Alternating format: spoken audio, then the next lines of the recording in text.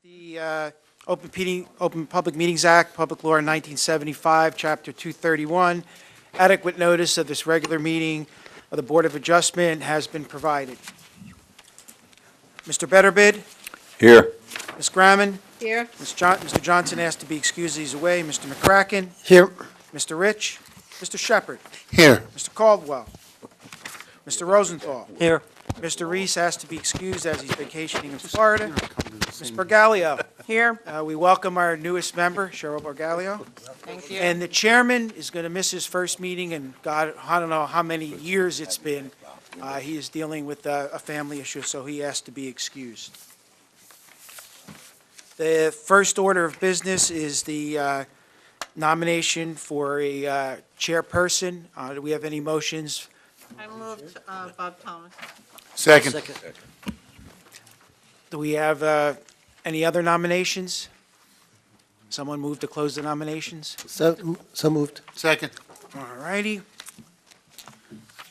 Mr. Betterbid? We're voting on Bob's for chairman. Bob Thomas, yes.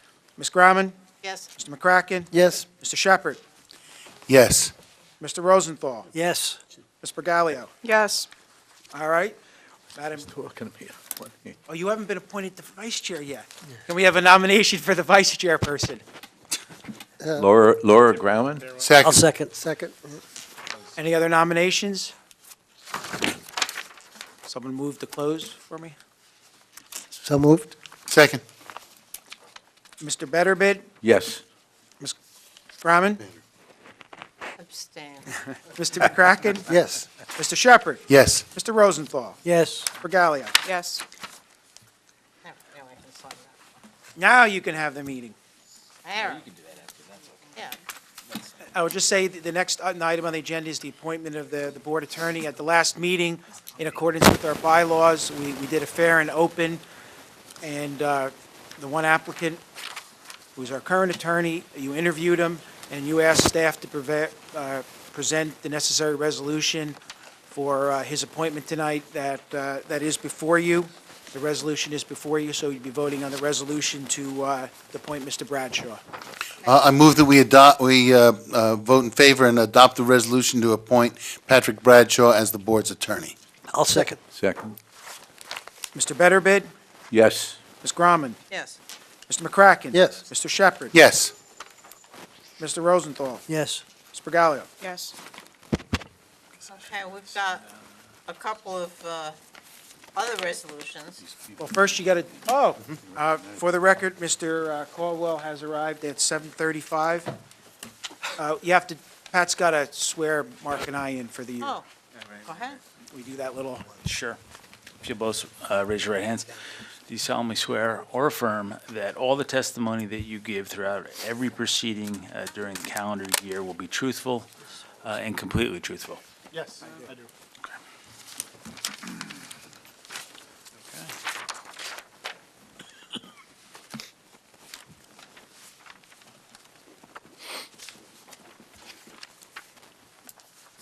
Now the other resolution?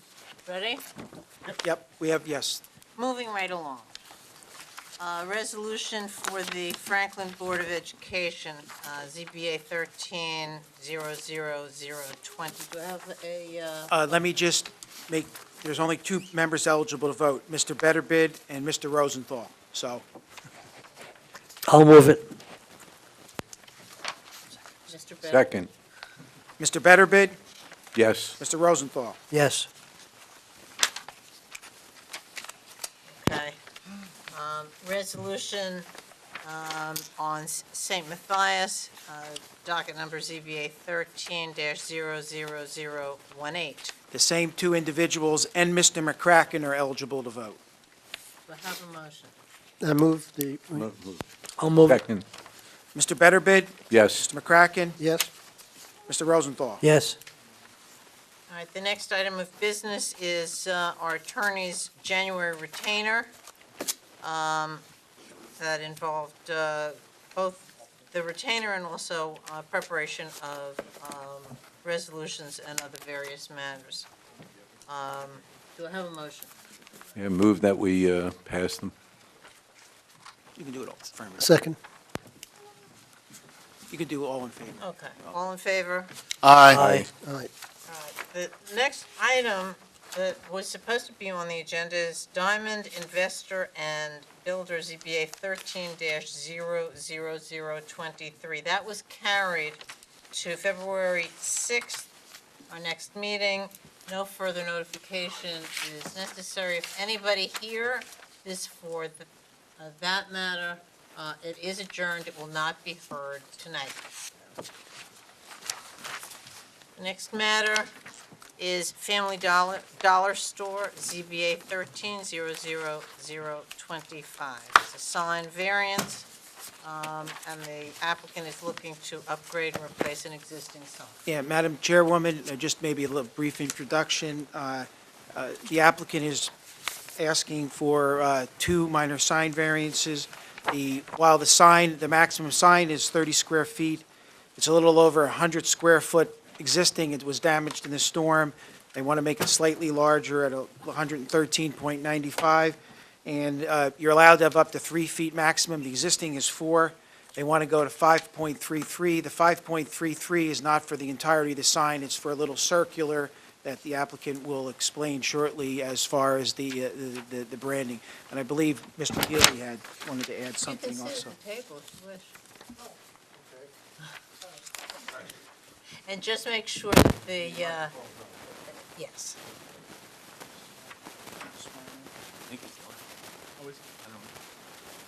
Yeah, I think Mark wanted to add something, right, Mark? Are you the attorney? Yeah, my name's Ira Weiner. I'm an attorney with the law firm of Beatty Padavano in Montvale, New Jersey, and we represent the applicant Family Dollar Stores. And I imagine the planner, I think, had some comment. Well, I just wanted to point the board to the exhibits. You'll see in on the first page, on the right-hand side, you see the existing signage. That's the 100 square foot existing sign. And on the left is the proposed sign. Basically, it's in the exact same location, same design. I'm assuming it's a rebranding effort by Family Dollar? Yes, that's exactly what happened. When the building was destroyed and was being rebuilt, my client felt it was an appropriate time to put the rebranding into effect, even though they've been doing that at their stores as they go. And this is the new logo, and really the extra square footage is really to accommodate this round logo with, looks like family, a few people in the middle, as you can see. And that's really the only change. That was the only reason for the change. Should I assume that you're not going to have anyone testifying? Only if the board requires it. I think the exhibits frankly speak for themselves. Again, on the first page, it shows you the diagram showing the before and after, and then on the next page, the larger plans on the right-hand side, let's start on the left-hand side, that's the existing, showing you the 100 square foot, and then on the right, it shows you the proposal, again, basically in the same location, same scale, a 13 square foot addition resulting from that design feature in the middle of the sign. I think I could offer to the board, I don't see any detriment from the application. I think the additional square footage that's resulting, I think you'd be hard-pressed for anybody to ever notice the difference in square footage. Does anybody have any questions? I do, I have two pictures, and there's a truck in both of the pictures. So I'm going to ask, has this sign already been put up? I don't believe so. No, that was Photoshopped on the Oh, same okay. pictures to give you an idea what it would Good, look like. all right. Any other questions? Do I have a motion? We got to open it, just, Oh, you're right, forgot. Open to the public. Okay, seeing none, we close to the public. Any questions? Do I have a motion? I move that we grant Family Dollar Store a variance to erect a new sign as set forth in the applicant's papers at Block 207, Lot 9.21 in the HBD zone. Second. Second. Mr. Betterbid, Yes. Ms. Grauman, Yes. Mr. McCracken. Yes. Mr. Shepherd. Yes. Caldwell. Yes. Mr. Rosenthal. Yes. Mr. Gallo. Oh, yes. Thank you. Thank you very much. Nice seeing you all. Thank you. Nice to be seen. The next matter is Edward and Maureen Mattson, ZBA 13-00024. This is a hardship variance in which the applicant seeks to build an approximate 23-square-foot, two-story family dwelling on a vacant lot at 294 Franklin Boulevard.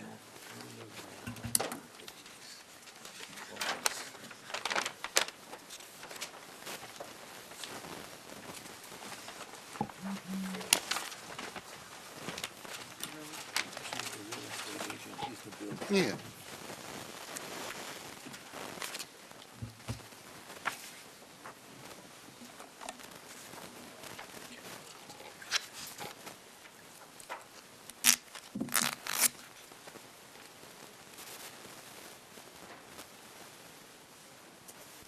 What are you trying to do?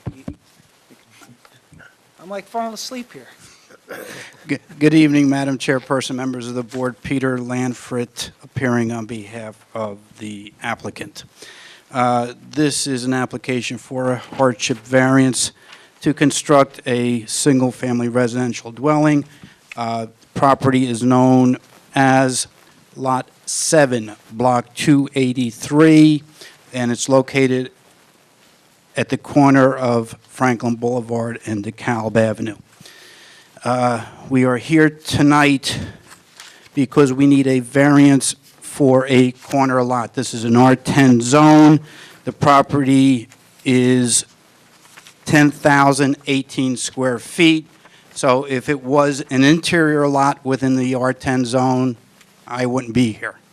The reason we are here is your ordinance requires that a corner lot be 13,125 square feet, thus we need that variance. There is also a second variance, again related to a corner lot.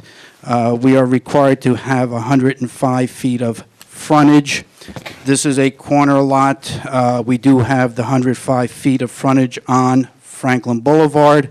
However, on DeKalb Avenue, we only have 87.19 feet. I will call as my first witness Ms. Mattson.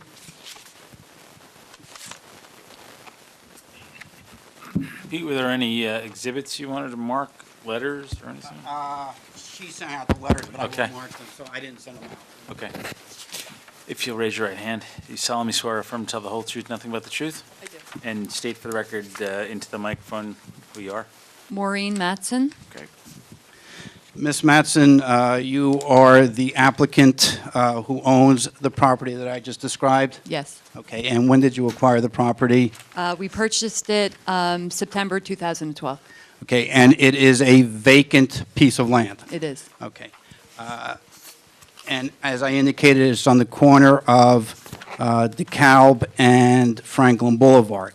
There are two lots adjacent to your property, is that correct? That is. One of them is actually Lot 8 and 9, which is on the corner of Waldorf Street and Franklin Boulevard, is that correct? That's correct. And what is located on that lot? One single-family home. Okay. And the owner of that property is Walter and Hazel Davies? Yes. Okay. Adjacent to your property on DeKalb, Lot 6.01, what is located on that property? It's a garage. Okay. And do you know who the owner of that property is? Mr. Baroud? Okay. And Is did... that Baroud, the real estate agent or broker? Is it that Baroud? I believe it's that It's- family. It's that family. Okay. It's that family. All right. I believe Okay. it's that family. And since you've been through various applications previous to this one, did you have occasion to write to both of those property owners? I did. Okay, and you sent out letters to them by certified mail, return receipt requested, is that correct? Yes, I did. And those letters were dated December 15th, 2013? That's correct. Okay, and did you receive any response from either of the property owners? I did, from the Davies. Okay, and what did the Davies indicate in response? That they were not interested in purchasing or selling any of their property or Okay. purchasing our lot. Okay, and Mr. Baru did not respond at all? That's correct. I have here the letters that you sent out on December 15th, along with the certified mail receipt to Mr. Baroud, and the letter that you sent to Mr. Davis, along with his response and the return of that letter. These are the letters you sent out? Yes, they are. I would move those into evidence, Mr. Bradshaw. Okay, so I'll make A1 the Baroud letter and A2 the Davis letter along with the response. Now, I need a little bit of advice from our attorney at this point, but you can go on and he can talk and do work at the same time, I'm sure. When they send out the letters, do they have to be return receipt requested or simply certified is sufficient? I actually, as long as they come in and testify that they sent out the letters, it's just better practice to do it the way they've done it. Okay, good. Yeah, we do get return receipt. Okay, now, Ms. Mattson, So which is it, certified or returned? can, Doesn't matter. Get notice, I know it doesn't matter. Yeah. They would get regular notice. can you describe the house that you intend to build on the subject property? Yes, the building is a two-story dwelling. It's approximately 2,300 square feet. It's a four-bedroom, two-and-a-half bath with a one-car garage and a basement. And, And it will be vinyl sided okay, when it's built. and will the house face DeKalb or will it face Franklin Boulevard? It will face DeKalb. Okay. And there are certain other zone requirements within the zone concerning building coverage and impervious coverage. And you're familiar with those zone requirements, are you not? Yes, I am. Okay, and the house that you intend to build, what's the size of the house? 2,300 square feet. Okay, and the building coverage requirement in the zone is 20%, and what coverage are you proposing in conjunction with this application? 12.82. Okay, so it's significantly under what you would be allowed to build on an R10 lot? Yes, yes. As far as impervious coverage, the zone requirement is what percentage? 30%. And what is your impervious coverage? 20.82.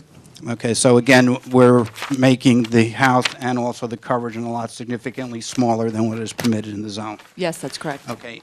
In addition to the lot that you own, are you familiar with the properties surrounding yours and the general neighborhood? I am. Okay, and in your opinion, is the house that you are proposing consistent with what's in the area? It is. Can you give the board a benefit of the flavor of what is in that general neighborhood? Yes, DeKalb Street itself, as you come down off of Franklin Boulevard onto DeKalb, there's 5 bi-levels on the right-hand side. And on the left-hand side, there's two-story structures and then 2 newer homes. So I have pictures of the street and the example of the homes on that street. How many photographs do you have in total? 1, 2, 3, 4, 5, 6. Okay, can we mark them as one exhibit, Mr. Bradshaw, and then the board members can be passed out to the board members? And these photographs were taken by you? Yes, Okay, and I see a date of January 8th, 2014 on the photograph. That's when you took them? that's correct. And they accurately represent the neighborhood where the subject property is located? That's correct. Are any of these houses similar to what you intend to build? Yes. Which one? The house we're intending to build has the same roof style as the bi-level and the one-car garage. If you look at the picture of the house we're building on the architectural plan, it's similar. Okay, so I'm going to hand out the 6 photographs to the board member, and the house similar to the one you intend to build would be actually the first house in the packet. Is that correct? No, we have the architectural plan for that house. They should all have that. Okay. That's just the street, the house is on the street.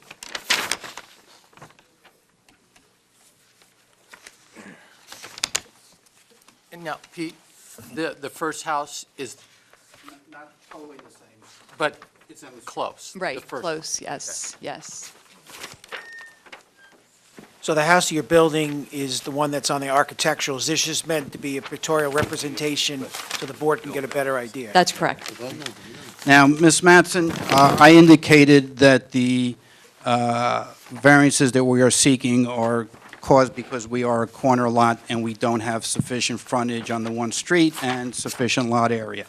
Are you familiar with all of the lots on what is basically the easterly side of Franklin Boulevard as you're traveling in and around your property? Yes, And are all of the lots along Franklin Boulevard that are corner lots with the intersecting streets, are they all the same size? yes, And the intersecting streets are Landers, Clifton, DeKalb, Waldorf, and Belmar, is that correct? that's correct. And all of those lots on the corners of Franklin Boulevard and all of those streets that I mentioned are all 10,000 square foot lots? Yes, So what we are proposing to construct is consistent with the development pattern along Franklin Boulevard. that's correct. Thank you. If I could just point the board to the key map that's on the plan. I think the lots that they're talking about, when you're going along Franklin Boulevard, on each of the lots, you see lots 7 and 8, starting from the bottom in block 279 between Landers and Clifton. Again, lots 7 and 8 between Clifton and DeKalb. And you see the subject site. And then along Waldorf, again, there's lots 7 and 8. So what they're basically saying is each of those lots that are 7 and 8 in those blocks are all 10,000 square feet. And each of those is already developed with a home. Right, and they're all corner lots. The one exception to that, I do have to note for the record, is the lot behind this subject application on Waldorf, that's a double lot. That's correct. So that house is on 8 and 9. So to a degree, it does adjoin the site, but that is the exception in the pattern. Yes, And is that why the one lot shows only a garage and the other lot shows the house? No. No. The lot for lots 8 and 9 are owned by Davis. They have 2 lots and 1 Okay, house. I get it. And I don't know how Mr. Baruta or how that garage got on that lot, but that lot has only a garage. Okay. If I could ask one question, do you have an idea I got it. why? It looks like, I mean, obviously, this area was subdivided in this pattern, and for whatever reason, this lot wasn't developed. Do you have any reason? no, I don't. They've owned it for like 50 years. I have all the title work. It's gone back just years and years and years nothing's been done on that lot. It's just an original lot. Okay, so clearly the neighborhood was laid out mostly in Yeah. 10,000 square foot in accordance with the zone. The lots along Franklin Boulevard are following that same size, and for whatever reason, this lot just wasn't developed. That's correct. Thank you. Have you had an opportunity to review with me the staff reports that were generated in conjunction with this application? I have. Okay, and basically, we can comply with all of the staff reports other than you would like to request of the board a waiver of sidewalks, is that correct? That's correct. And can you indicate to the board why you would like to request a waiver of the sidewalks? There are no sidewalks on that street. And when you say on that street, are you talking about DeKalb, or are you talking about Franklin Boulevard, on both? Right, both of them. Both right there, and that, yes, on that corner of Franklin and DeKalb. Okay, on and, DeKalb. and generally in that area, as you go further down DeKalb Street, are there any sidewalks? No. Okay, and some of the photographs that you have presented to the board and evidence showing the houses in the neighborhood also indicate that there are no sidewalks in that area. That's correct. Now, there seems to be an alternative proposal there about trees instead of sidewalks, as I read that, or did I read it Well, incorrectly? typically, what both boards have done in the last several years is that when a waiver's been requested and the board sees fit to grant that waiver, that the funds that would have been used for the sidewalk, the applicant pays into our sidewalk fund so they can be installed at another place. So they don't have to install them, they get the waiver, but they pay into the fund. That's typically what is done on other applications for the last 2 years. But that doesn't address the issue of trees. I don't know, I don't, They haven't sought a waiver from that. No. We didn't Oh, seek- okay, all right. We just asked not to be required, and actually, quite frankly, you know, what I think we could do is say, we'll either, as has been the practice of the board, either put in the sidewalks, or if we decide not to put them in, we'll Right. pay the equivalent value into a fund. Yeah, and I think in this situation, although. Your client's okay with that? Yes. Okay. Yeah, and although this area might not have curbing, sidewalks now, this is an area of the township compared to maybe some other subdivisions where sidewalks we might be looking at sidewalks in this area of town, so the payment in lieu would be particularly appropriate here. Okay, well, if you're looking at them, we may even want to just put them in and be the first on the block. Yeah. Who knows if the timing worked out, but thank you. Okay. We'll do one or the other. And the only other thing I would like to point out, Mr. Hauk had requested a 5-foot dedication of land along the Calb, which we have no problem doing, but theoretically, that then makes that lot a little bit smaller. And thus, instead of having a 10,000 square foot lot, we would have a lot of 10,000 minus 5 times 87.19 feet, because we are now giving you land. So technically, that makes the lots just slightly smaller, What was just that for the number record. again? Do you actually have it? It's 87.19 feet times 5. I'm not doing the math. Oh, Yeah, I'm stretching my powers of arithmetic. I come up with 9,586. Okay, Give or take. Did that by hand. okay. So, again, Mr. Hauk requested it, so the fact that the lot becomes slightly smaller is because of the township's request, nothing on the part of our client. I have no further questions of this witness. I note that at least in November, the fourth quarter taxes had not been paid. Have they been paid? Are you up to date? To our knowledge, we are up to date. If not, we will make sure they're paid immediately. Okay. Sidewalks aside, the request in the engineer's report about the curb and the other roadway improvements, Those are fine. Yes. Yeah, like I said, everything else is fine, Mr. Healy. thank you. I have no further questions of this witness. I have two. You followed DeKalb Street up, away from Franklin Boulevard, you come to the ball fields, right? Yes. Okay, all right, that's one question. Number two, one of the parts of the application is the floor plan with a 4 different elevations of the house. I don't know if we have, this hasn't been marked as an exhibit, but I don't think it has to be, it's part of the application. Will you agree that the house that you will construct will look like this house? Yes. Okay. Any other questions from the board? I have a question. Go ahead. I'm looking at the plan, and you have a grading line going through a maple tree. Is there any way that that can be moved to preserve the tree? What is the condition of that tree? Which tree are you talking about? It looks like it's in the corner, The left, the corner at the the, bottom left corner, yes. It says M6. I don't think that tree should be affected. I mean, we'll do whatever we can to make sure we try to preserve it. We're not looking to remove any trees other than those that are necessary for the house or grading. But Okay, but for that tree to not be affected, the grading line can't go through the center of it. I think that's the existing grade. Actually, our site engineer is here, and perhaps, I didn't intend to call him, but we can call him and ask him whether that tree can in fact be preserved. I don't know if that's. Yeah, it's down, it's way up here, yeah. We'll have to swear Mr. Gazali in. okay, just need to give him a microphone. Okay, sir, do you solemnly swear or affirm to tell the whole truth, nothing but the truth? I do. And state and spell your last name? Robert Gazali, Gazzale.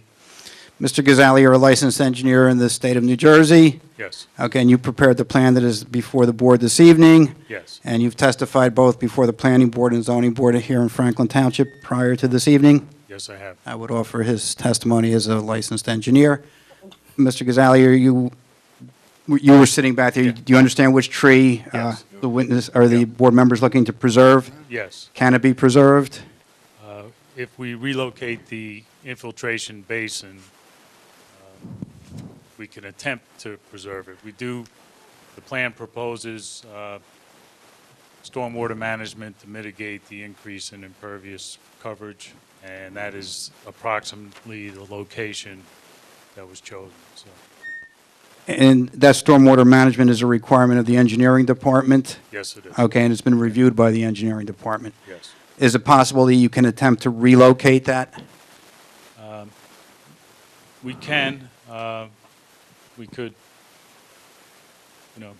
we put the cedar trees in jeopardy, but, there are trees over there, some are gonna have to come down as a result of this. But we could conceivably save the maple by shifting the infiltration basin towards the back. If I could suggest a possible condition, if, that the applicant would look at alternatives with our engineer to see if they can shift the location of that infiltration basin. And if not, we do have a tree replacement ordinance in town, which requires them to do a payment in lieu for trees that are removed, which they're already subject to, because where they're putting the house, they have to remove a number of trees. So they are going to be making a payment nonetheless. And if they are unsuccessful in finding an alternative design, the addition of that tree would add to that in lieu payment. Exactly. All right, but I understand the board member's request, and we will do whatever we can to try to preserve that tree, and her concern is noted. Okay.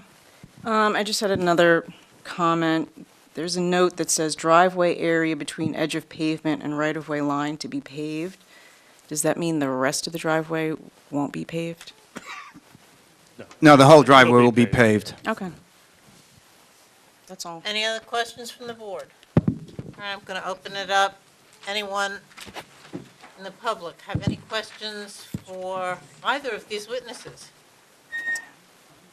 Seeing none, I close the public portion. Have you got anything else? No, I do not, Madam Chairperson. I believe that we've demonstrated that what we're proposing is consistent with the neighborhood. We've tried to acquire land, we've tried to dispose of the land. I think we've met our statutory requirements, and would respectfully request that the board grant the variances to construct a single-family dwelling. I thank you for your time. Do I have any either discussion? I move that we grant Edward and Maureen Matson a hardship variance which will allow them to build a two-story house located at 294 Franklin Boulevard, Somerset, Block 283, Lot 7 in the R10 zone. The house to be constructed will be the same house that appears in the elevations and the floor plan located as, included as part of the application, and they will either move the drainage infiltration basin so as to save the maple tree on the premises, or will make an additional payment in lieu into the shade tree fund in town. And in addition, they will either install sidewalks or make a payment into the sidewalk fund in town for that purpose. Do I have a second? Second. Mr. Betterbid? Yes. Ms. Grumman? Yes. Mr. McCracken? Yes. Mr. Shepherd? Yes. Mr. Caldwell? Yes. Mr. Rosenthal? Yes. Ms. Pagano? Yes. Thank you very much.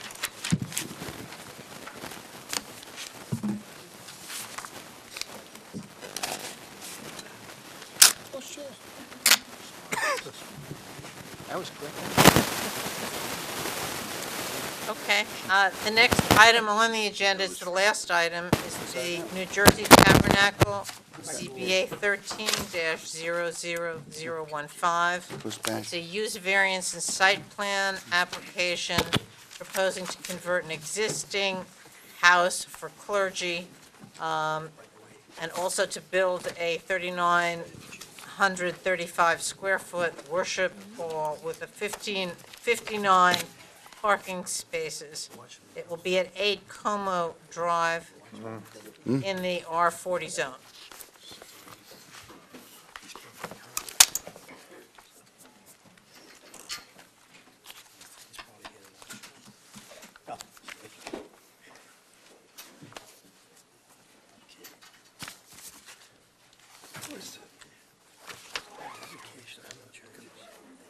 Mr. Howard, I just didn't see that.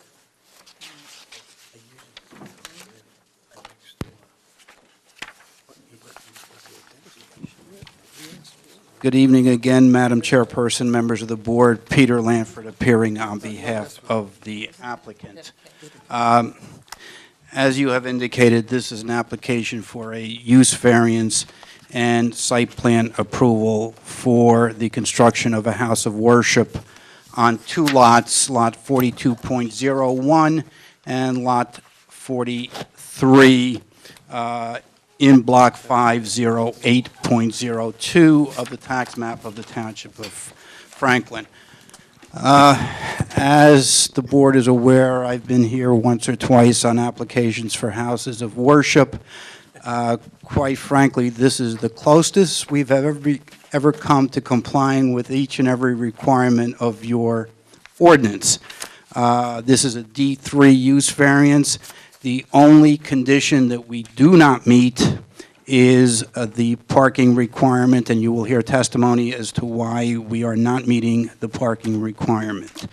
In all other respects, this application does comply both as to lot area, frontages. There is one existing condition, the one house that will remain, which is the house on Cedar Grove Lane, does violate the front yard setback. That house is intended to remain, so that's an existing condition. That is not a new variance. I do intend to call this evening 5 witnesses. If my traffic consultant shows up, she's not here yet, but I have 4 witnesses ready to go. I do have, just so the board is aware when preparing their questions, the architect, I have the pastor of the church, I have the site engineer, and I have a professional planner to testify regarding the variance. I will call the the architect first to describe the building that we intend to construct, and that witness is Mr. Kuzmic. Okay. Solemnly swear or affirm to tell the whole truth, nothing but the truth? Yes. And your name for the record. Jeffrey W. Kuzmic. The last name is spelled K-U-S, as in Sam, M-I-C-K. Mr. Kuzmic, you are a licensed architect in the state of New Jersey? Yes.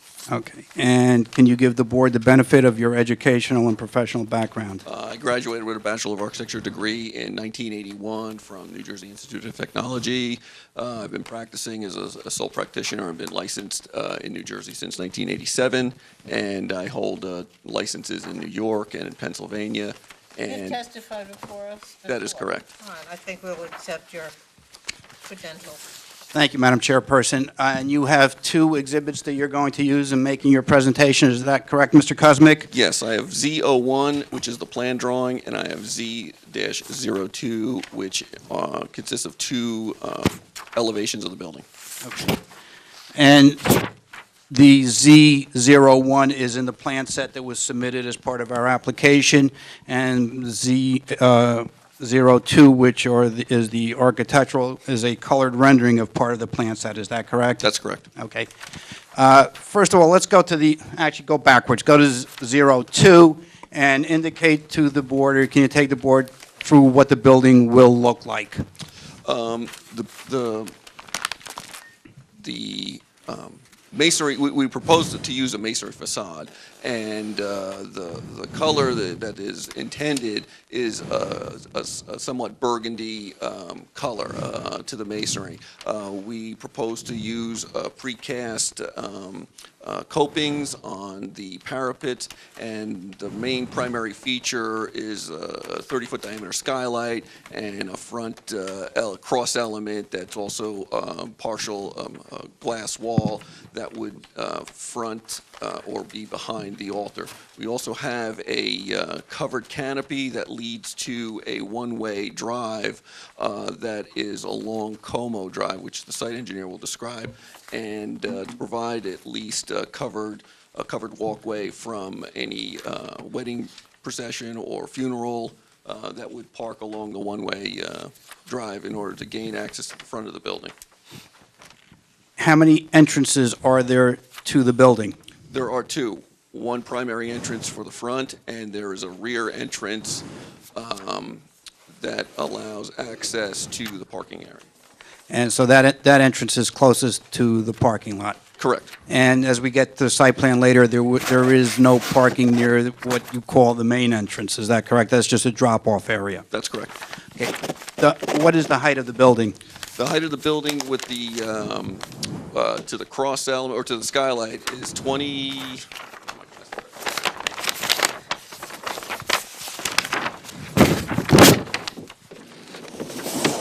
it is 28 feet 8 inches from the first floor elevation. So even to the height of the skylight, it would be less than the requirements in the zone for what would be a single-family residential dwelling, is that correct? That's correct.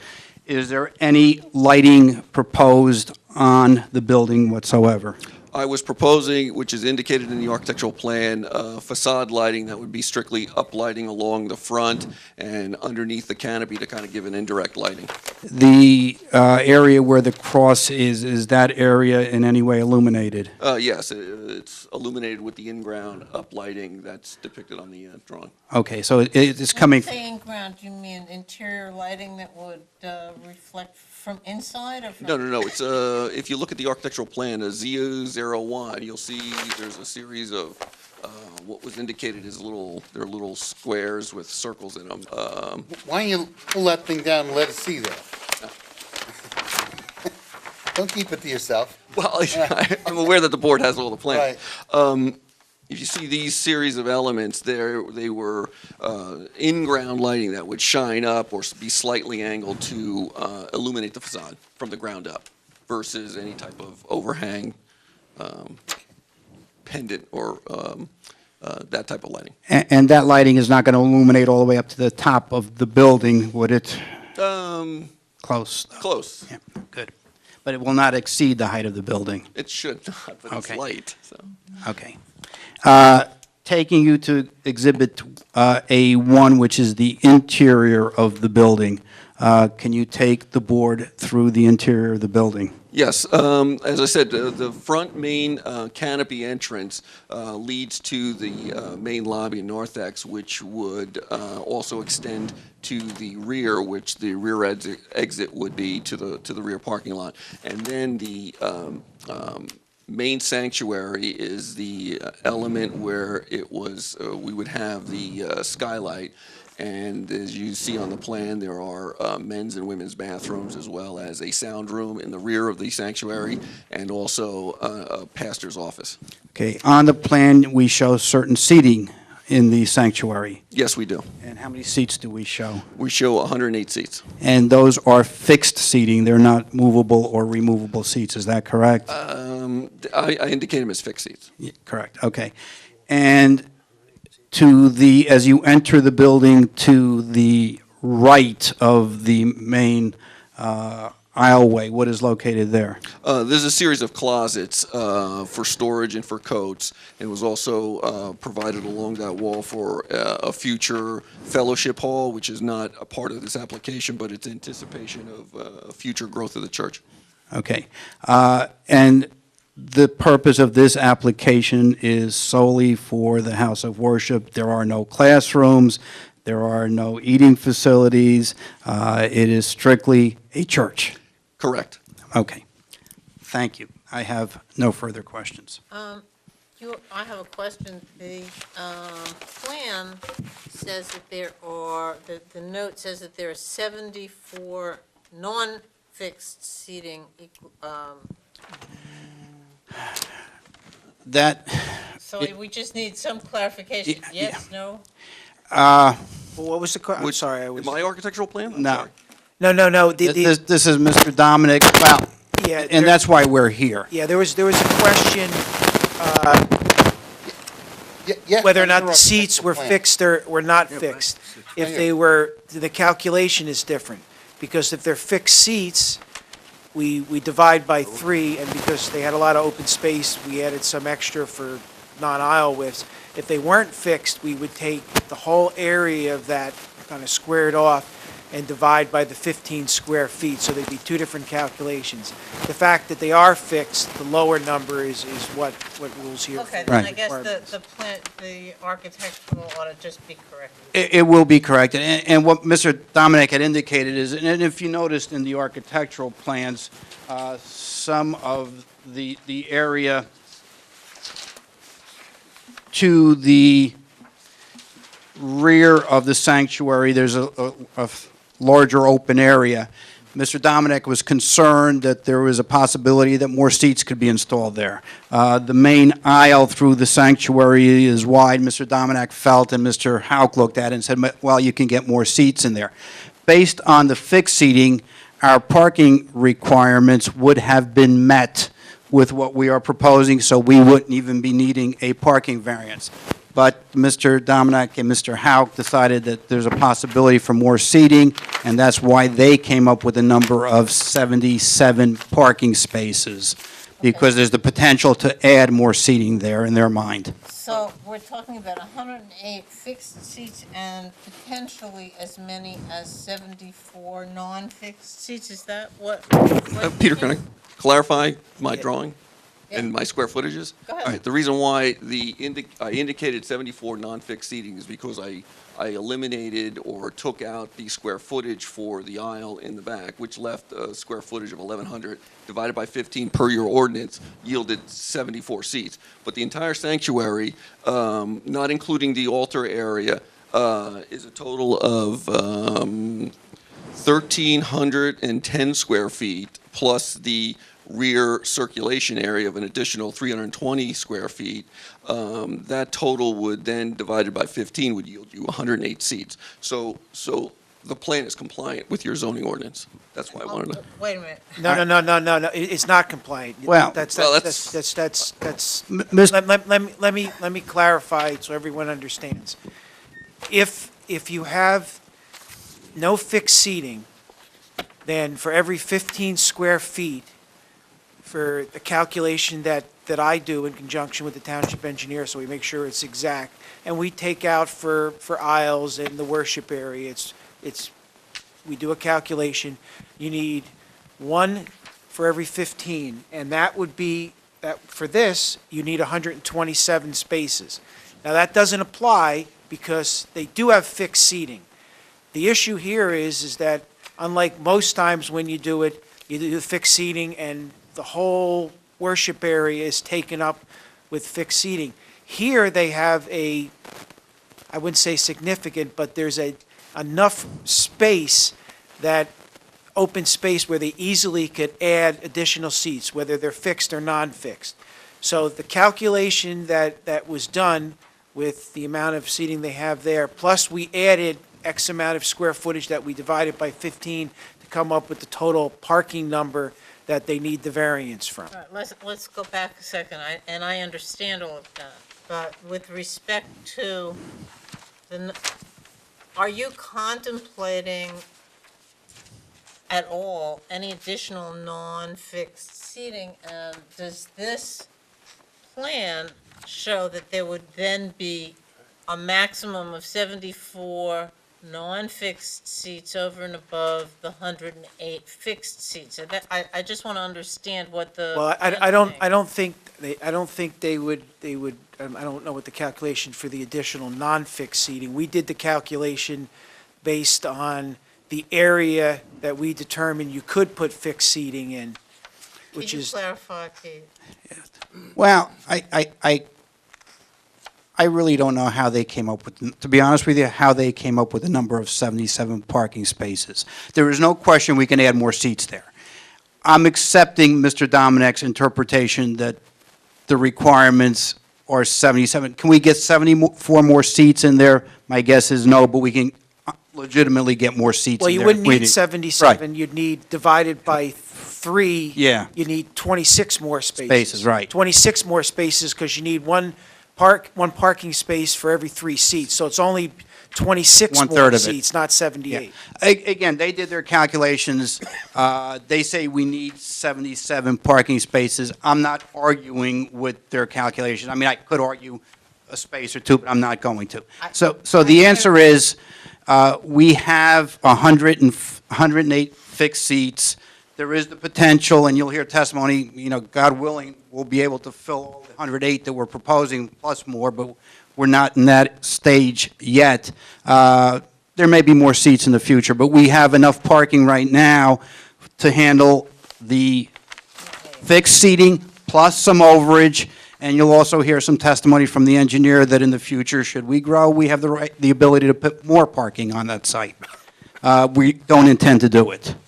We're trying to size this appropriately, but I'm accepting Mr. Dominic's and Mr. House's calculations that the parking requirement is 77 parking spaces. Okay.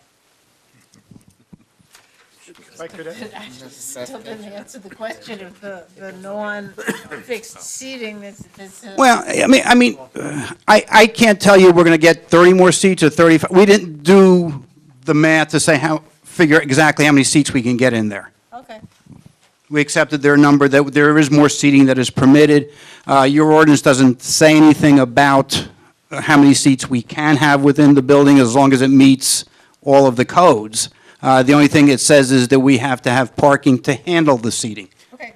And they've determined that that parking is 77, and we Yeah, accept. in essence, you could probably fit considerably more seating in there if you squeezed them in. We were fairly liberal, giving them wider aisles. They could probably put more in and still meet the code.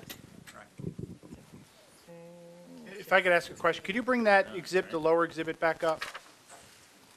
The area that you're showing that's in blue, is that glass? Yeah, that's a glass sky. That's what I Okay. testified So to. that would be the middle portion is basically a glass wall, and then the top is also clear glass? No, well, if you look at the plan back to Z001, you'll see a dotted line. That's the limits of the skylight in the ceiling. Okay. So there's somewhat of a little gap between the actual glass wall, but the skylight doesn't meet the glass wall. Okay. So, And I think the one thing that the board may want to talk about at some point, and maybe after you hear the testimony about the site plan, well, I'm sure what you'll hear with the testimony about with the site plan is that the applicant has spent a considerable amount of effort on screening the site, screening the parking lot, having low-level parking lot lighting to limit the lighting of the parking lot to the site, to shield the lighting of the parking lot. The lighting plan with respect to the building concerns me a bit in two ways. One is the use of the facade lighting. I don't know the details enough. I mean, if it's a very modest lighting, just to kind of have a soft glow on the building, that's one thing. But I think you have seen situations where you have a building lit up like Giant Stadium. So you may want to talk about that at some point. And then also, the glass wall and then the clear dome on the top. If there's services at night, obviously it's going to be illuminated inside, and that illumination is going to go outside of the building. So, which again, there's the potential for that. So, and that kind of goes against, again, the efforts of the site plan, screening, low-level parking lot lighting, et cetera, et cetera. So whether you want to discuss it now, if you want to discuss it after you hear about the site plan, I think it's something that the board may want to discuss. well, to address that, the side elevation, as you see on Z-02, it has higher parapet, so it's somewhat shielded from the side. The site orientation was done such that it was angled towards Cedar Grove Lane, so that the side with the higher parapets along the two sides of the building would help to mitigate any additional light spillage onto the residential Como Drive area. So are you saying that, and we haven't gotten to the site plan yet, but are you saying that, and you can kind of see it here, that the glass wall is kind of facing it kind of faces almost directly to the corner of Como and Cedar Grove, Correct. right? So it's pointing to the north, that would be the northeast. Yes. Then are you saying that the two sides and the rear, which again, those are the portions that would be facing Como, and then the residences to either side, that parapet goes along all of those sides and rear of the building? On the site plan that you're seeing, it primarily starts about halfway around. So it begins, I believe, on this facet, two facets in, yeah, from this facet around, it'll loop around, and also was used to screen, it was raised also to screen some future mechanical equipment that may be on the roof. Okay. So only the lower two facets of the front facade are low to accentuate the glass wall and the skylight. I raised the issue. I mean, I think that certainly would mitigate the concern. And if that combined with the other, I think you probably want to hear about the landscaping plan and the parking lot plan and consider it as a whole. Well, Madam Chair, Yes. do you know how your client intends to light the interior of the building when they're not using it? Is it going to go down to security levels, so there's not a lot of light spillage out when they're not in there? I haven't discussed it with my client, but I mean, typically in churches, when they're not in use, they usually turn the lights off. Right, so that may be something we can ask them to do, to turn it down to security levels when it's not in use.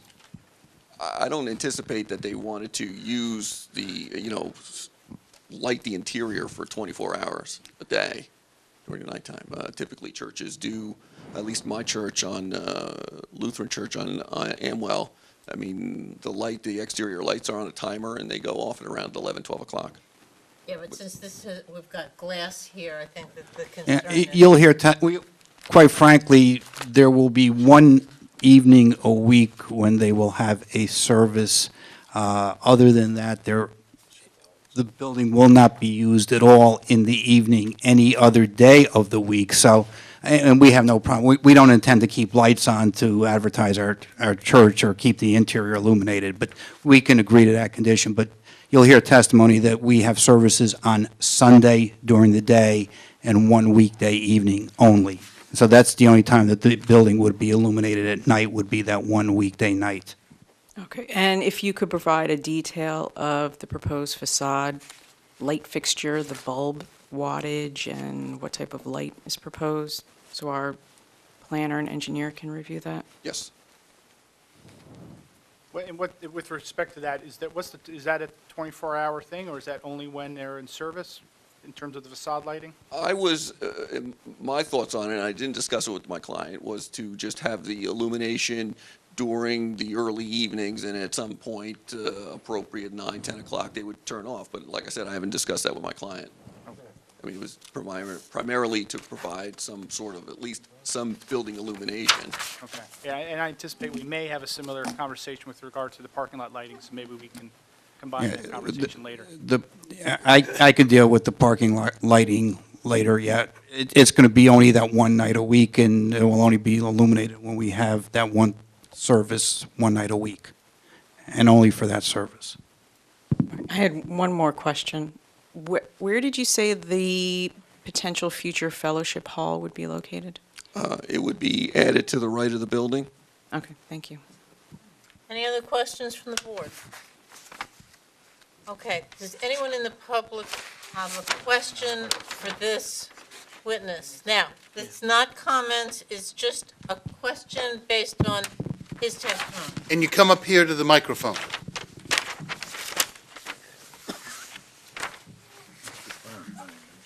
Oh, I could see where that was going. It's just kind of winding up.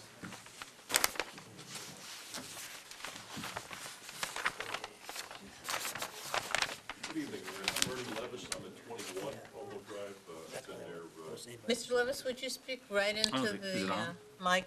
Make sure that it's on. Give it a tap. Give it a tap. No, not on.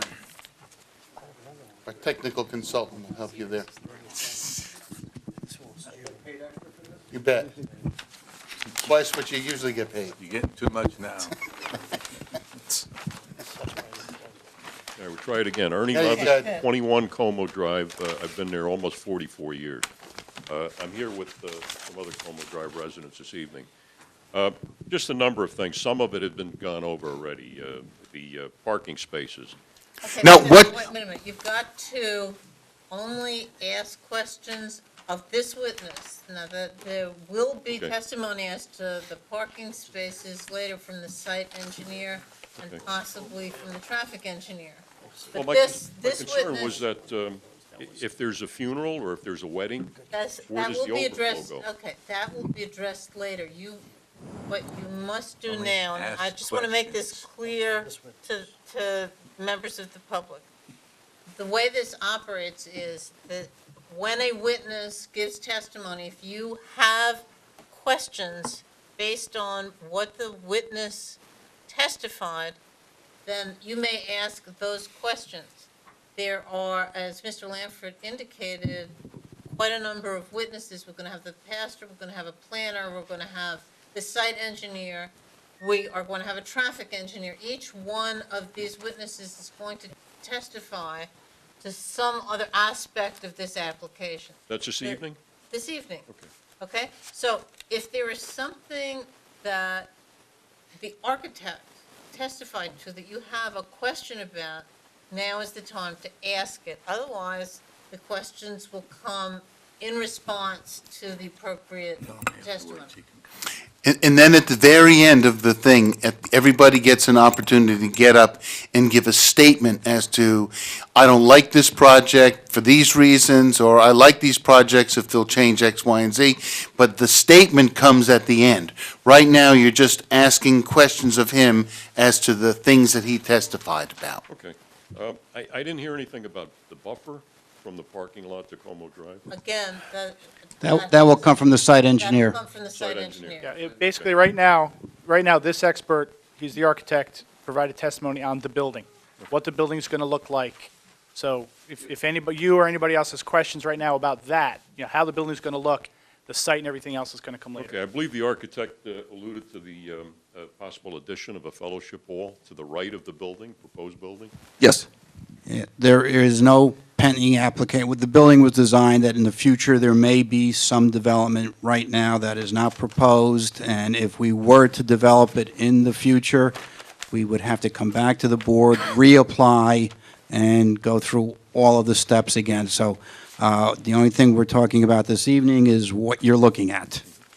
Okay, well, I'll wait then until we hear all of the testimony. Okay. Thank you. Welcome. Any other questions of this witness? All right, I close this to the public. Your next witness? Pastor Odie.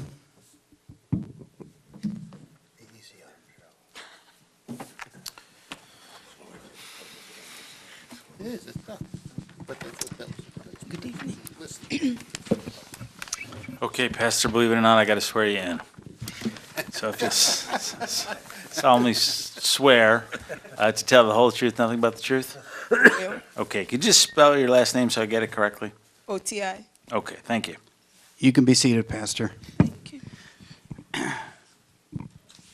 Pastor, you are the pastor of New Jersey Tabernacle? Yes. Okay, and that is a licensed nonprofit religious corporation, is that correct? Yes, sir. When was the church founded? 2001. Okay, and were you the pastor when it was founded in 2001? Yes. Okay. The application involves two parcels of land. One is Lot 42.01, and the other one is Lot 43. The church today owns Lot 42.01, which is the lot on Como Drive. Is that correct? Yes, sir. When did you purchase that lot? 2005. Okay, and when you purchased it, what was on Lot 42.01? There was a building on it. A house? Yeah. house. Okay, and is that building, is the house still there? It's not usable now. All right, what happened? There was a fire. Okay, and as a result, that building, although the building still stands, it's not being used as Yes. anything. Now, when you formed your church in 2001, did you own or rent to have your religious services? Yes, we did. And where were you conducting religious services in 2001? We were at American Legion Hall in North Brunswick. Okay. And how long were you at the American Legion Hall in North Brunswick? We were there for about 5 years. Okay. And after 5 years, you relocated? Yes, we did. And where did you relocate to? North Brunswick High School. Okay, and you rented the high school in North Brunswick for how long? 3 to 4 years. Okay. And after that, where did you move to? We've been at Crown Plaza Hotel in Edison. Okay, and again, you rent one of the banquet rooms in the hotel to have your services? Yes, sir. And that's been for the last 3 or 4 years? Yes, sir. When you purchased Lot 42.01 back in 2005, what was your intent? To use this for a church. Okay, and now we're about 9 years later, we're finally here before the board, is that correct? Yes, sir. Okay. How many members are there in your, or how many families are in your congregation? 20 to 25 families. Okay. And since you've been in existence since 2001, has that generally been the number of the members of your congregation? About that, but we've lost some members and gained some new ones. But basically, you've stayed in that 20 to 25 range? Yes. Okay. You now conduct services, as you indicate, at these various locations. When do you conduct your religious services? We meet on Sundays between 10 a.m. and 1 p.m. Okay. And at the present time, do you have any services during the week? We don't. Okay. If the board were to grant the approval for you to construct your building, when would you conduct your services? We'll still have the Sunday services, 10 a.m. to 1 p.m. Then we'll have one midweek service, which will be a Thursday Okay, and that would be in the evening? in the evening Okay. Now, From what time to what time? from 7 p.m. to 8 p.m. to be a Bible study. okay, now, when you indicate that you have 20 to 25 families that are members of your congregation, on any given Sunday when you conduct your services, do all 20 to 25 members show up every Sunday? Never. Okay. What is your average attendance on Sunday for your Sunday services? 30. About 30 people. Okay. And I assume that when you have your 1-hour Bible study on Thursdays, although you have no track record, you would anticipate it would be a lower number? It will be less than 30. Okay.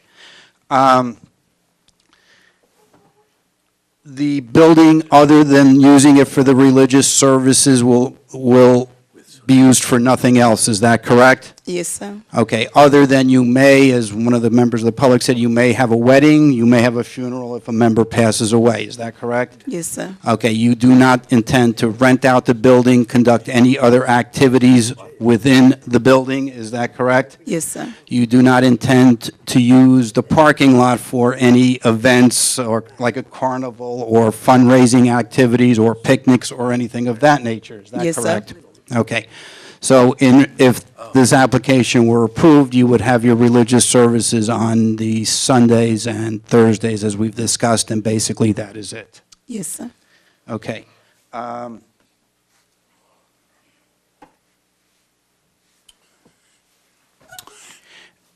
Let me help a little bit. What about things like funerals? And do you think you would have crowds at funerals or weddings that would exceed the number of parking spaces that you have?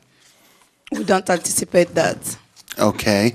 But if that did happen, where would those extra cars go? Again, Mr. Shepherd, as you're aware, we've had situations where other houses of worship have some unusual activities from time to time. Obviously, if there is a wedding planned with a large attendance, we probably would provide, as has been done in other cases, parking off-site somewhere with people being brought to the site. Again, I don't know, in the 14 years that you've had your church, how many weddings have you conducted in 14 years? They've been fun, and they've been few and Few. very few. And what kind of attendance do you normally get at a wedding? Somewhere around between 50 and 80. People. Okay, so even at that number, with 57 parking spaces, you feel comfortable. Do any of your members die? I've only buried one. Hey, I'm joining there. The odds are pretty good. Okay. And obviously, you're going to have to deal with that situation when it arises. Yes. Okay. You have a kitchen? No, there's no kitchen, there's nothing other than a sanctuary. As Mr. Cosmic testified, there's a pastor's office, a sound room, sanctuary, an altar, and bathrooms. That's it. Okay. Real quick on that, just to sew this up, so just other uses that sometimes we see, although, again, when you look at the plans, I don't see how you would accommodate it, but there's no daycare associated with it? No, And no day camp, summer day camps or anything like that? no, sir. All right, and the plans basically reflect that you don't have facilities for that anyway. Thank you. Okay, one other question that came up. Obviously, on Thursday, when you have the services, you intend to light the interior of the building. I assume you do not intend to keep the building lit interiorly on nights you are not using it, is that correct? Yes, sir. And you would agree as a condition of any approval that the only time the building will be lit internally or inside will be when you're using the building? Yes. Okay, thank you. Thank you, sir. Anybody on the board have questions for the pastor? Ma'am? Just one question. In terms of the lighting for the outside, I don't think you got to that, the flood lighting on the outside, would you have any objection to turning those off at a certain point in the evening, No, like 9 or 10 o'clock? no objection. Okay. All right, thank you. And obviously, again, we'll get to it, but the parking lot lights, we will agree, will only be lit on that one Thursday night when we have a service, period. Okay, does anybody in the public have questions for the pastor? Come on up. Now, this is, we're clear, this is just relates to her testimony. She's got it. Okay. Jean Gerlich, I live at 42 Como Drive. Can you hear me? Couple Speak questions. right into the, Sure. speak right into the, You've lived there or been there since 2005. What efforts have you made to get to know everybody in the neighborhood? Como Drive is a rural, kind of country lane street. We all know each other very well. Many long-term residents live there, and you're kind of coming into our neighborhood, and of course, that's a little bit threatening to everybody. So what is the plan to get to know the neighborhood, fit in with the culture in the neighborhood, and that type of thing? For the past how many years, we have some of our members that live close, and we have them go there, do the cleaning, and get to know the people around there.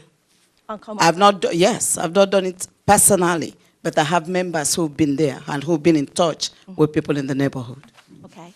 It's a dead-end street I know that. with cars coming out, having this come out onto Como Drive, which is a very dangerous intersection to begin with. Do you have an objection to, like, no left turn signs coming out of there and no parking on Como Drive? I think the traffic engineer will address that, right? We'll have a traffic engineer testify as to that. Yeah. Okay. What are your growth expectations for the congregation? We are believing God that will grow. That's why we are making provision for 108 when we are 30. So we're expecting we'll fill the auditorium. Okay.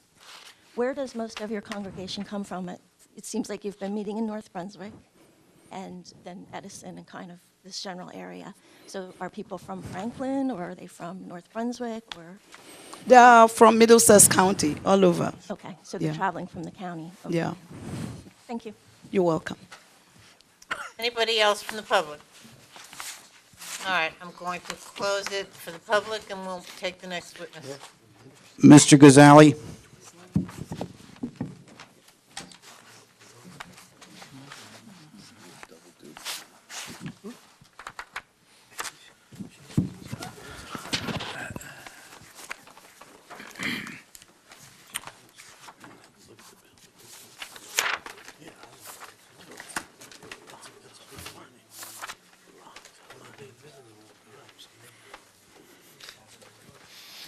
Okay, Mr. Guzzi, you solemnly swear affirm to tell the whole truth, nothing but the truth? I do. Okay, I've got the spelling already. Okay, very good. All right.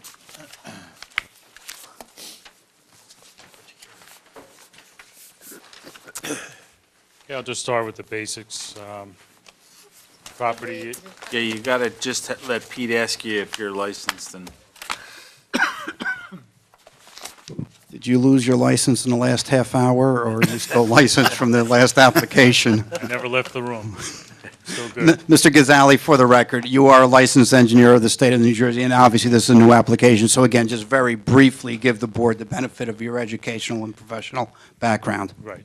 I am a licensed professional engineer and land surveyor. I have a Bachelor of Science in Civil Engineering from New Jersey Institute of Technology. I've been licensed since 1995. I've worked in the field since the mid-'80s. Have you testified in Franklin? About a half hour ago. A half hour ago. Quite apart from a half hour. Yeah. Previously. I was here a month or so ago. Fine. Yeah. I think we'll accept your credentials. Go ahead. Thank you. Mr. Gazali, you prepared the site plan, which is the subject of this application. Is that correct? Yes. All right. First, before we get into what we are proposing to do, can you indicate to the board what the present conditions are on the subject property? Yes. Property contains two lots, Lot 42.01 and 43. Total area between the two lots is 3.1 acres, and each of the lots currently contains a residential structure. Lot 43 on the corner, mostly lawn lot. Lot 4201, as you heard, the residential structure there suffered a fire, and that lot is somewhat overgrown and more wooded.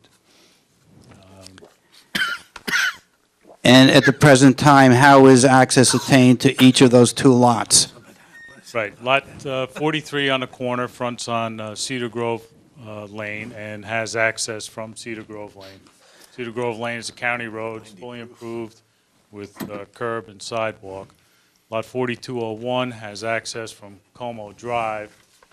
Como Drive is paved to about 23 feet wide.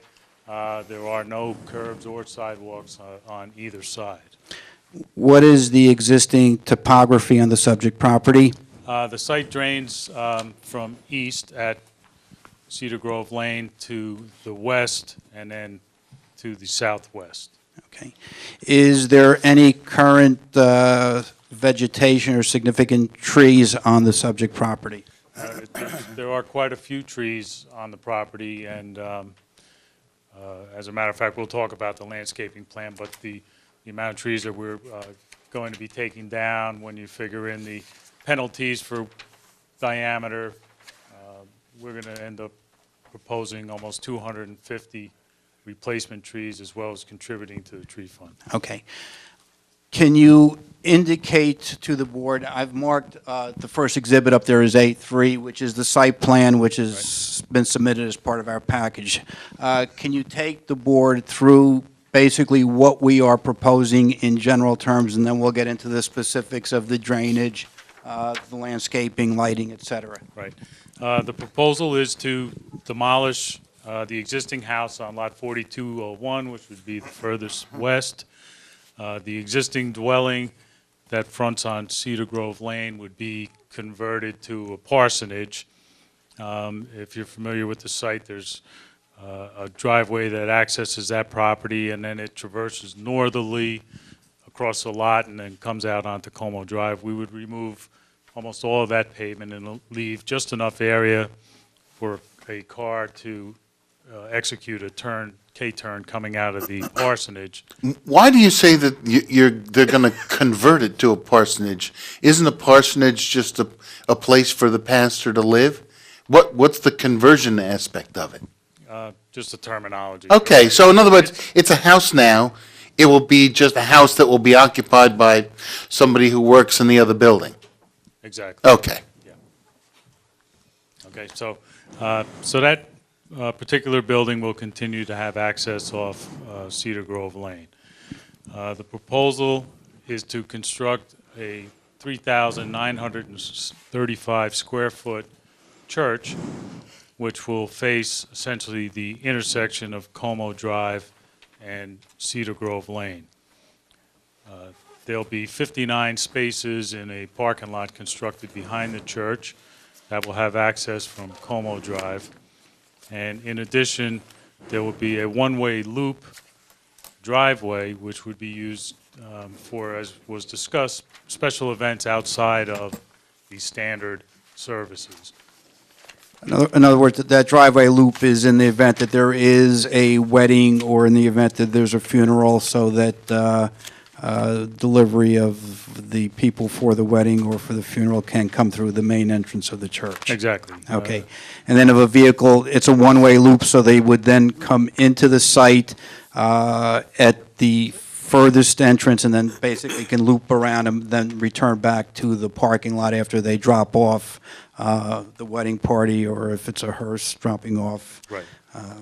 the one person who's died in the last 14 years. Right, exactly. Okay. And the rest of the parking would be to the rear of the building? Yes. Okay. Are there any other impervious, well, let's talk about walkways. Are there any walkways in and around the property? Yes, there are walkways adjacent to the one-way drive. There are walkways at the head of the parking lot nearest to the church. There are walkways that lead from the parsonage to the church and from the church to the parking lot. Okay. The parking lot you indicated has 50, Total of 59 spaces. okay. And are there any handicap spaces as required by law? Yes, there are. There are 4. And where are they located? They're located closest to the church at the furthest east part of the proposed lot. Okay, now, the Franklin Township zoning ordinance has certain setback requirements. Can you review with the board what the setback requirements, how far the building is set back from both Cedar Grove Lane and from Como Drive? Right. Cedar Grove Lane is designated as an arterial street, so where the normal setback is 50, this Cedar Grove Lane has a 65-foot setback required. The building is set at more or less 67 feet from Cedar Grove Lane, and then from Como, where 50 feet is required, the building is set back at 85 feet. So we are even set back 35 feet more than the zone requirement for any structure within that zone. That's true. So if we were to build a house on that corner or to rebuild the house on Lot 4201, that house would have to be set back 50 feet from the, from Como Drive, and we're set back 85, is that correct? That's correct. Okay, the township also has some side yard and front yard requirements. There are no rear yard requirements since this is a corner lot, is that correct? That's correct. There are 2 25-foot side yards required. Okay, and can you indicate what we have done as far as the side yards? Okay, the closest side yard would be to the south, running parallel with Cedar Grove Lane, and that setback is 124 feet. The other rear setback is close to 250 at least.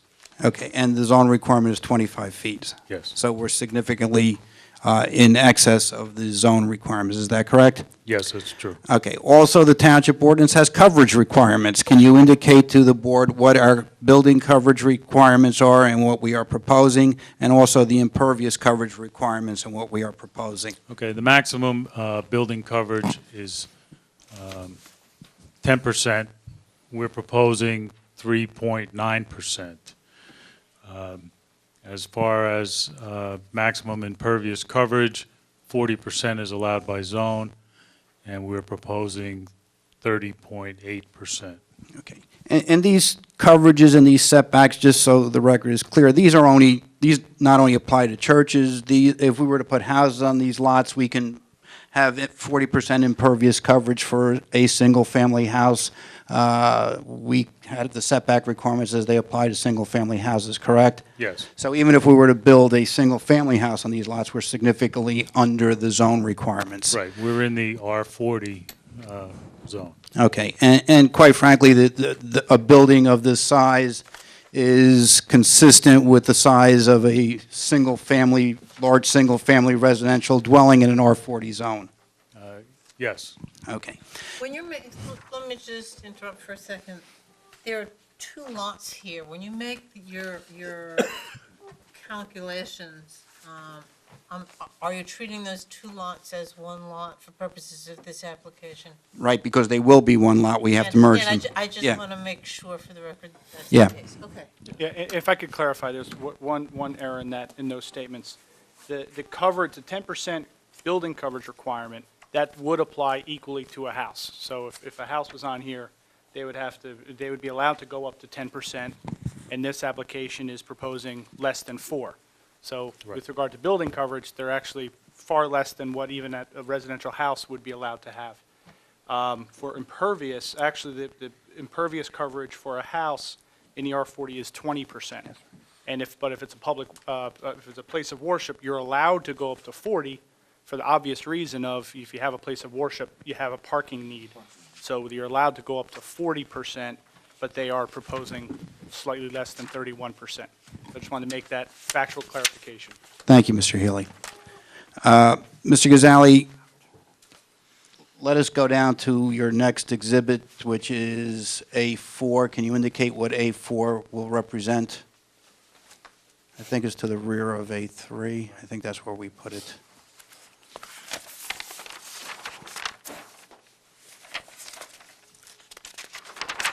Okay, A4 is the grading and construction plan. Okay. When somebody develops a site, and obviously now we're adding new building, new parking, we have to grade the site, and we also have to deal with stormwater management, do we not?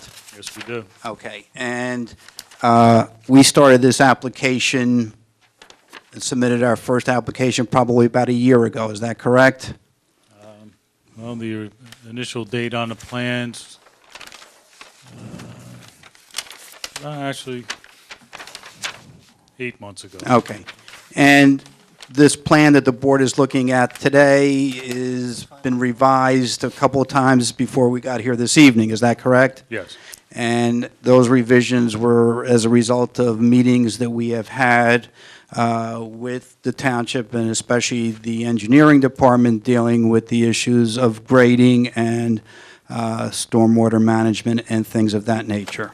Is that correct? Yes.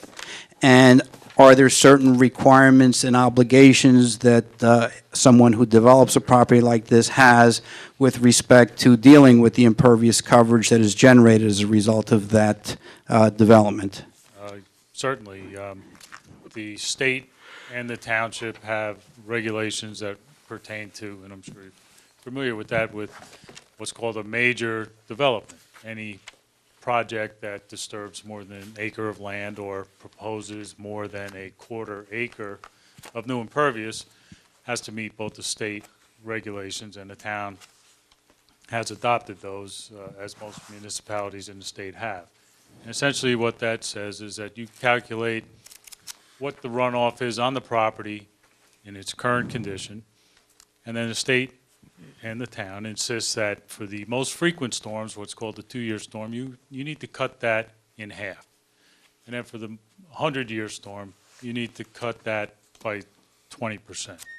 So stormwater management on a project, any major development project is a significant item, and rightfully, the ordinances require that you not make it any worse for a downstream property, and certainly in the way the ordinances are written, you make it better. Okay, and we've been through numerous iterations of stormwater management plans with this application till we have the plan that's before the board this evening. Is that correct? Yes. Okay, and where does drainage come from now? Where does the water come to the property? Where does it go today? The current condition, there's actually 2 areas. The property itself drains from Cedar Grove Lane at the east, across the property to the westerly property line, and then it trickles south along the common line with the adjacent lot 4202 and runs out onto the other property. Drainage from the north across Como Drive comes across through an existing cross drain, also impacts this property, and exits to the south as well. Where is the cross drain? cross drain is approximately 40 feet east of our rear property line. And it runs under Como Drive? It runs under Como. So Yes. drainage from the other side of Como Drive basically comes through that drain onto our property? Yes. So not only are we required to deal with, or were required to deal with whatever runoff we generate from our own property, but also the runoff that's coming from other properties across Como Drive? To a certain degree, that's true, but you do get credit, obviously, for things you're not responsible for. Correct.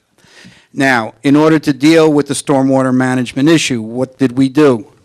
Well, we have naturally a series of inlets and pipes within the proposed parking lot, but the main feature is a bioretention detention basin that's going to be constructed on the westerly end of the parking lot that serves as a filter for parking lot runoff. That's a requirement of the regulations, that the oils and sands and things that accumulate on a parking surface would be filtered prior to re-entering the groundwater, and a bioretention system does a good job of that. So that's the main feature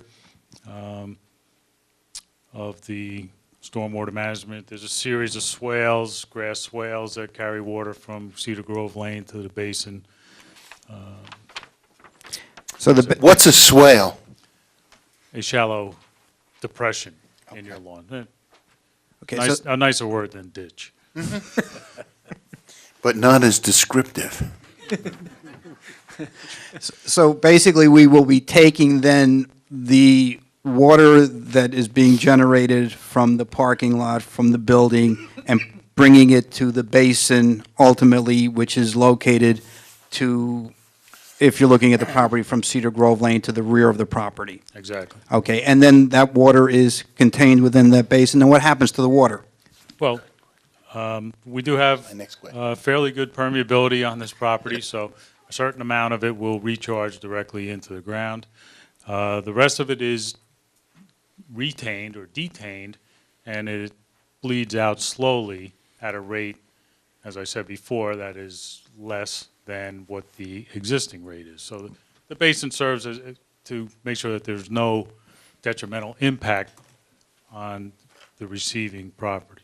Okay, and so the basin that we are constructing is then consistent with all of the rules, regulations, and requirements of both the DEP and Franklin Township, and has been reviewed by the township engineer, is that correct? Yes.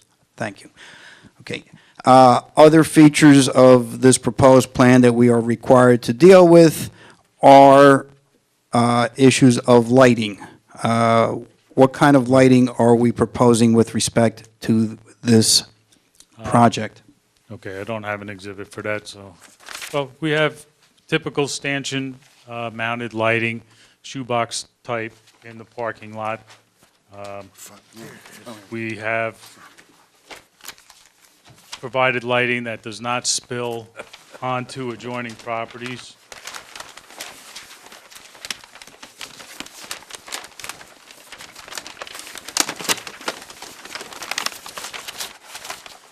That would be on sheet 6 of the plan set. And again, for the, just for the members of the public who may or may not have reviewed, if you can go to, I guess, Exhibit A3 and show the members of the public where the light poles will be located on the subject property. Okay. Well, within the parking lot, there are landscaped islands, 2 of them, actually. So there would be, You may want to use the landscape plan. It kind of shows up a little more.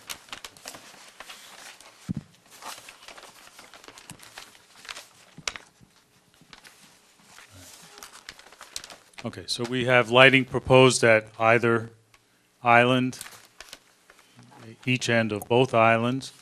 There is a light proposed at the intersection of the entrance driveway, and I'm sure there's a light or 2 that are along the perimeter of the parking lot. Okay, and in submitting a lighting plan to the township, are there certain obligations or certain requirements that concerning the lighting to avoid it spilling over onto adjoining properties?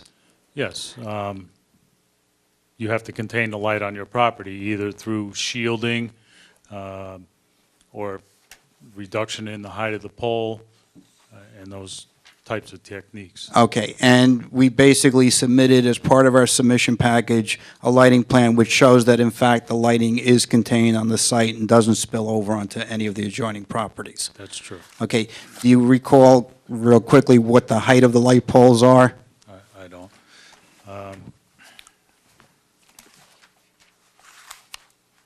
15 feet.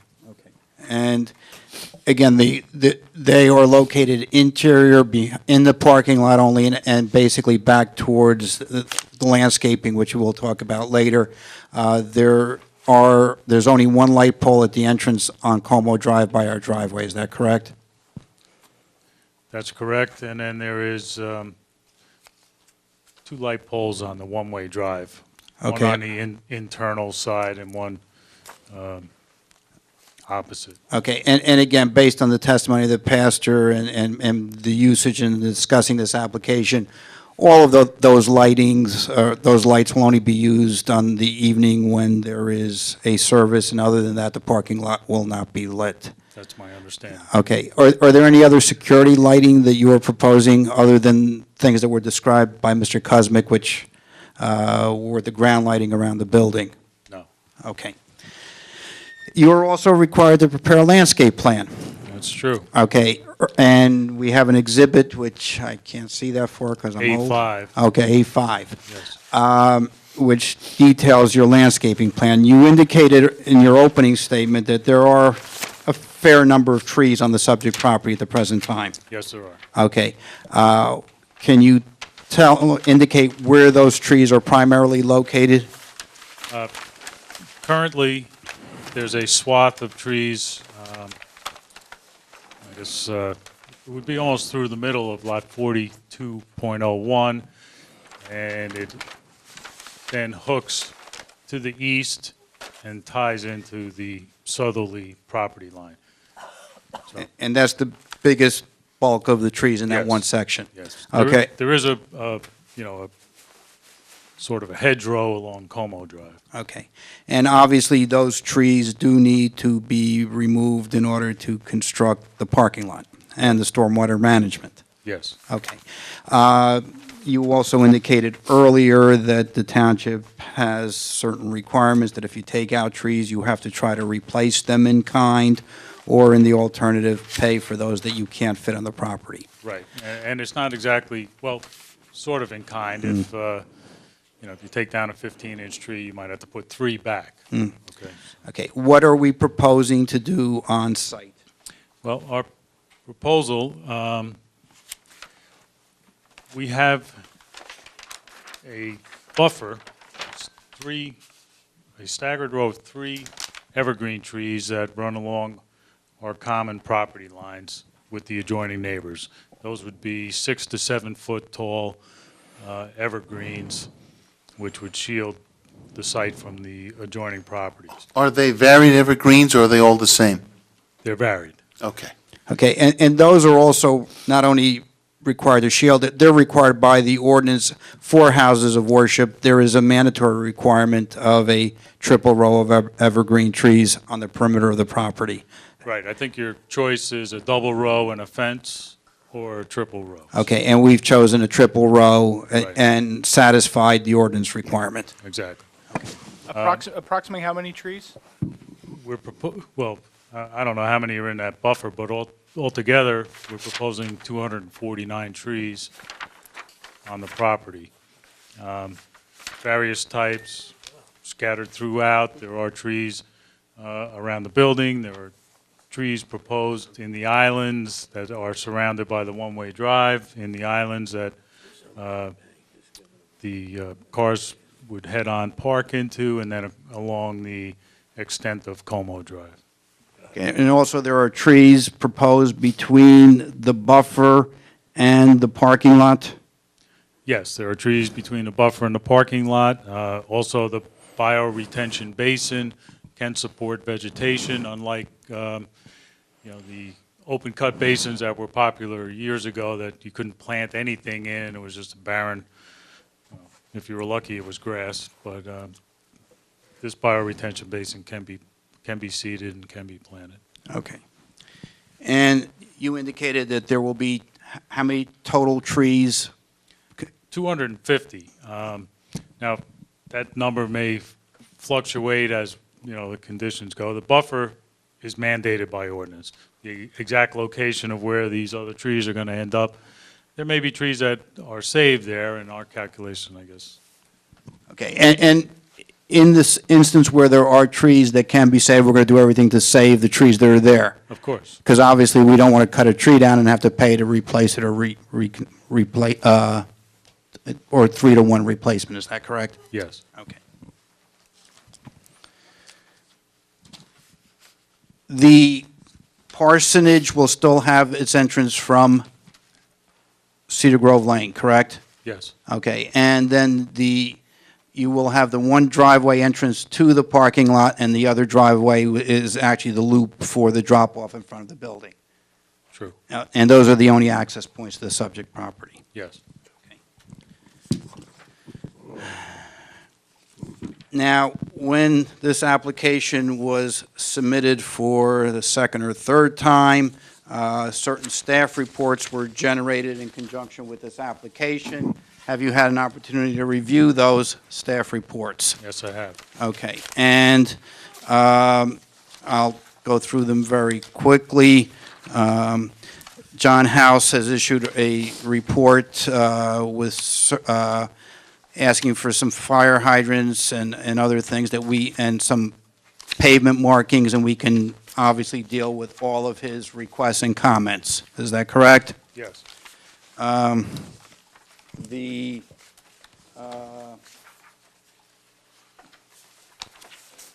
Mr. Chi submitted a report. We just came in, actually, we just got it the last couple of days, with 6 comments. Any problem with addressing any of those comments? No. Okay. Mr. Domenech's report really just deals with the variance. It doesn't involve any change of the plans. And we have an engineering report consisting of 3 pages of comments. Do we have any problem with complying with any of those comments other than the depressed curb? Right. That's Okay. the only one we really wanted to talk about. All right, why don't you deal with that issue? And first of all, indicate what Mr. Houck is requesting and why we do not want to comply with it. Which comment is that? 21 under traffic impact. We proposed a length of about 105 linear feet of depressed curb along the one-way drive. So the curb there would be at the surface level of the pavement. For, weddings or funerals, people may not avail themselves of the handicap parking, and we thought it was a convenience that if a car stopped there and people get out and they're entering the church, that they not have to deal with a curb line. There'll still be curb, it's just going to be flush with the pavement. So, if someone's in a wheelchair or something like that and they're accessing the church, we felt that that was an advantage as opposed to having a curb there. Okay, Full-height and curb. other than that, all the other curbing will be raised curb in compliance with the ordinance? Yes. And so all we're asking that in front of the church itself, on the interior driveway, that curb remain to be depressed? Right, for about 100 feet. I know I was in the meeting with you when we discussed that, but do you remember why Carl wanted that reduced? I just don't remember. I don't think that issue, I don't think that, that's a new comment. We never had that comment before. we discussed that at a point where the driveway looped the church. Okay, it was and the I had other a swale- portion, a okay. bioswale adjacent, and rather than put in inlets, I just was going to let it roll over the top. I think in that instance, his concern was that the depressed curb had grass behind it, and that there might be some instability. In this instance, there's sidewalk behind this all along, so it's not going to go anywhere, and I think it just, it's an advantage for people accessing the church. So right now, you're guessing as to why Mr. Howe wanted that change. You don't really know, and Well- you don't really know, Vince, you don't know either? Yeah, he's correct. The depressed curb conversation that I remember having was another portion of the site. Right, it was a completely different location and was not an access point at all. It was along a stretch of driveway. All right. And We do need to request a waiver for sidewalk along Como Drive for the obvious reason that there are no sidewalks anywhere along Como. are there sidewalks along Cedar Grove Lane? Yes. Just so the record is clear of that. Let me see if Mr. Healy had any engineering comments as opposed to, Well, I think I can, there are a few open things if I could take it from you. be my guest. Just real quick, just so the board is aware, the 15-foot height requirement or limitation for the lights and the 150 watt, that is an ordinance maximum that's specific to places of worship, so, to which the applicant complies. And what that basically means is that the parking lot, that's about as modest as you get in a non-residential parking lot, 15-foot high, shoebox lights, 150 watt. And just to clarify, the internal lights, the lights that are internal to the parking lot, those are double mounted. Basically, each pole will have 2 lights. Yes, I think that's what certainly, the plan shows. in- That's just in order to get the light spread that you need for the parking lot. yes, to avoid duplicate poles. Yep. And I just calculated the number of evergreen trees around the perimeter, and it's about 130 evergreen trees. Okay, thank you. The one issue that I'd like to discuss is that the buffer to the, I'm assuming it's to the west, Yes. and that's the adjoining residence on Como. There is actually a good amount of trees, I think they're mostly deciduous, but a good amount of trees in that area, and that's the same location where you're proposing the triple staggered row of evergreens. Exactly. And I know you had mentioned working those in amongst the existing trees. I just wonder if you'll actually be able to achieve that triple staggered row, considering the amount of trees that are there. Well, I know there was a concern about the fact that the existing trees were deciduous, and what type of buffer would you have in the winter? So we're proposing that triple staggered row. I don't know if that can be done in conjunction with your office to achieve the buffer effect that we're looking for. Yeah, and the way the ordinance really reads is it's either a triple staggered row, double staggered with a fence, or the equivalent screening. So, and what that means, and what this board has done a number of times, is you have waived the strict compliance with the triple staggered row if there's existing trees that can serve that purpose. Here, those trees serve the purpose maybe during the summer, but not really during the winter. Right. So I think, I think that area needs to be studied a little bit more in terms of exactly what should be done. Maybe a fence, might actually work in this situation. It would probably allow us to save some existing trees. Yeah, I mean, a fence is solid. So I think that's, if this plan moves forward, the applicant should work with our office to come up with maybe a more detailed plan in terms of this buffer, explore whether a fence could be proposed, again, to minimize the amount of tree removal, but at the same time achieve the same screening, the same effectiveness of the screen on that westerly property line. That's fine. That's fine. Thank you. And then the rest of my comments are, Peter, technically, you have no objection to. All your other comments we can comply with. All right, thank you. Mr. Shepherd, I did have the opportunity to call Carl up and ask him why he put that comment in, because I figured that, since that's the one issue.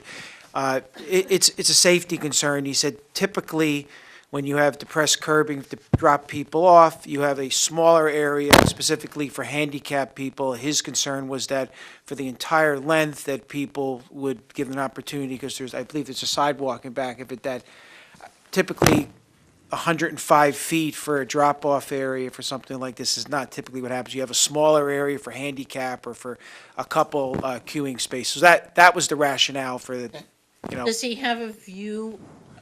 I mean, he made the recommendation, but do you know if he has a view as to their request? His request was that they eliminated or No, no, lessen I it to understand what something. his request was. I They're saying they didn't want- ask him what he thought would be, Okay. typically, what to do is the engineers work that out and, figure out something, and I can tell you that this engineer and Carl have spent 20 hours together, and I think have worked out just about Like this. every, honestly, yeah, it's one of the few engineers that Carl spends a considerable amount of time with, and everything seems to come together, so. All right, so we'll put that as a condition in. Well, that's up to the boards, I'm just No, but I providing, mean, Mr. Shepherd arguably, asked that one of the question. things that we can do then is Yes. have that request be worked out with Carl.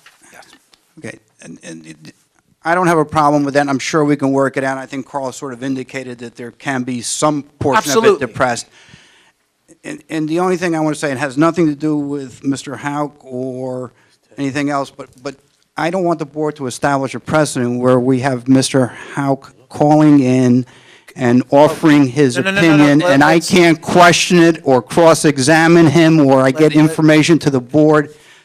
Let's be clear, though, he did not call in. I called You him call- in yeah, it shouldn't response happen. to a question, so. Okay, and my concern is, in this case, we're going to work it out, it's not an issue, but I think the board should be very careful of us having information from somebody who's not here that can't be questioned. I mean, we get these reports in advance, we review them, we try to comment on them, and try to get information from somebody who's not here could be problematic. In this case, it's not. We kind of like that, I actually. wasn't going to let that happen. I'm surprised you brought it up, because actually you worked out well with Yeah, it happened, but I was going to absolutely say that you can't cross-examine him or talk to him, and that his opinion is, unless it's in the report, it's not relevant right now. right. I mean, again, in this case, it makes no difference, but it shouldn't happen, because in another case, we may be at odds with what he may say, and it is a potential problem. We got you.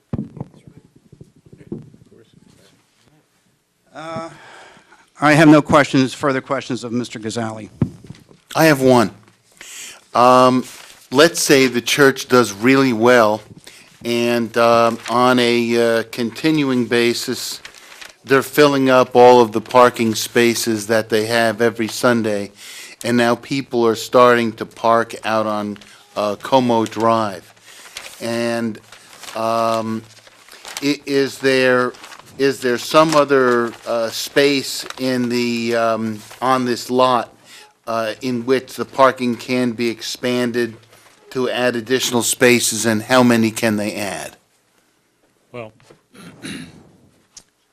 there is space to the south of the church.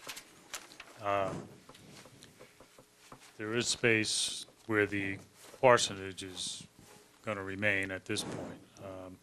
So parking conceivably could be added there. What about further that way? I can see the part of it's taken up by the retention basin, but could there be more? Could you extend the one side of the parking lot that way?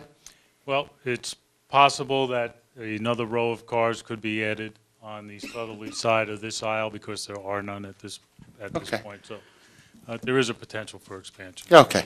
Okay, and also, Mr. Gazali, in looking for the future, when you designed your stormwater management for this project, the stormwater management, the detention basin, everything, is it sized for what we are proposing now? But in the event, as Mr. Shepherd indicates, we may need additional parking in the future, we would have to deal with stormwater management again, is that correct? Yes.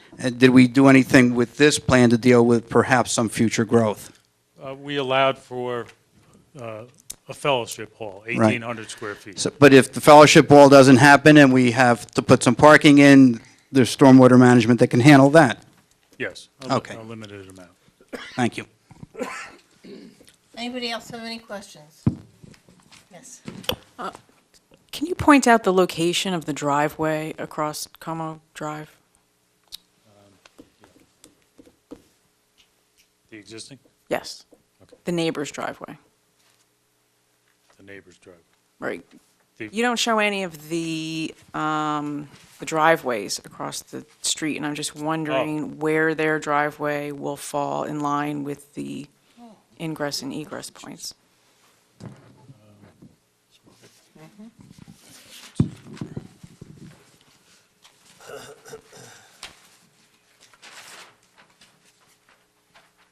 Are they on a different sheet somewhere? Yeah, on sheet 1 in the lower left.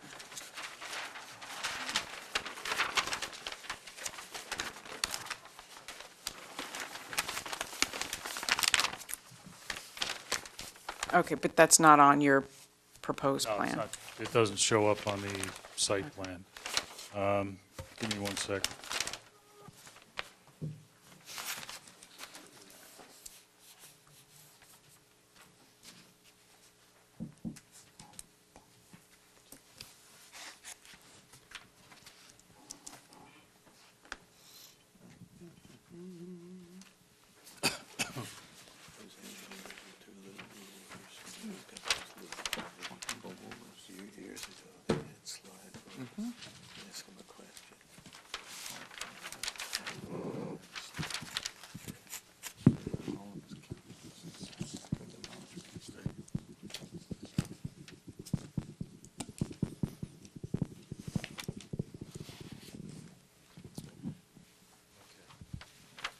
Approximately here. Okay. Okay. Thank you. And just a couple more questions.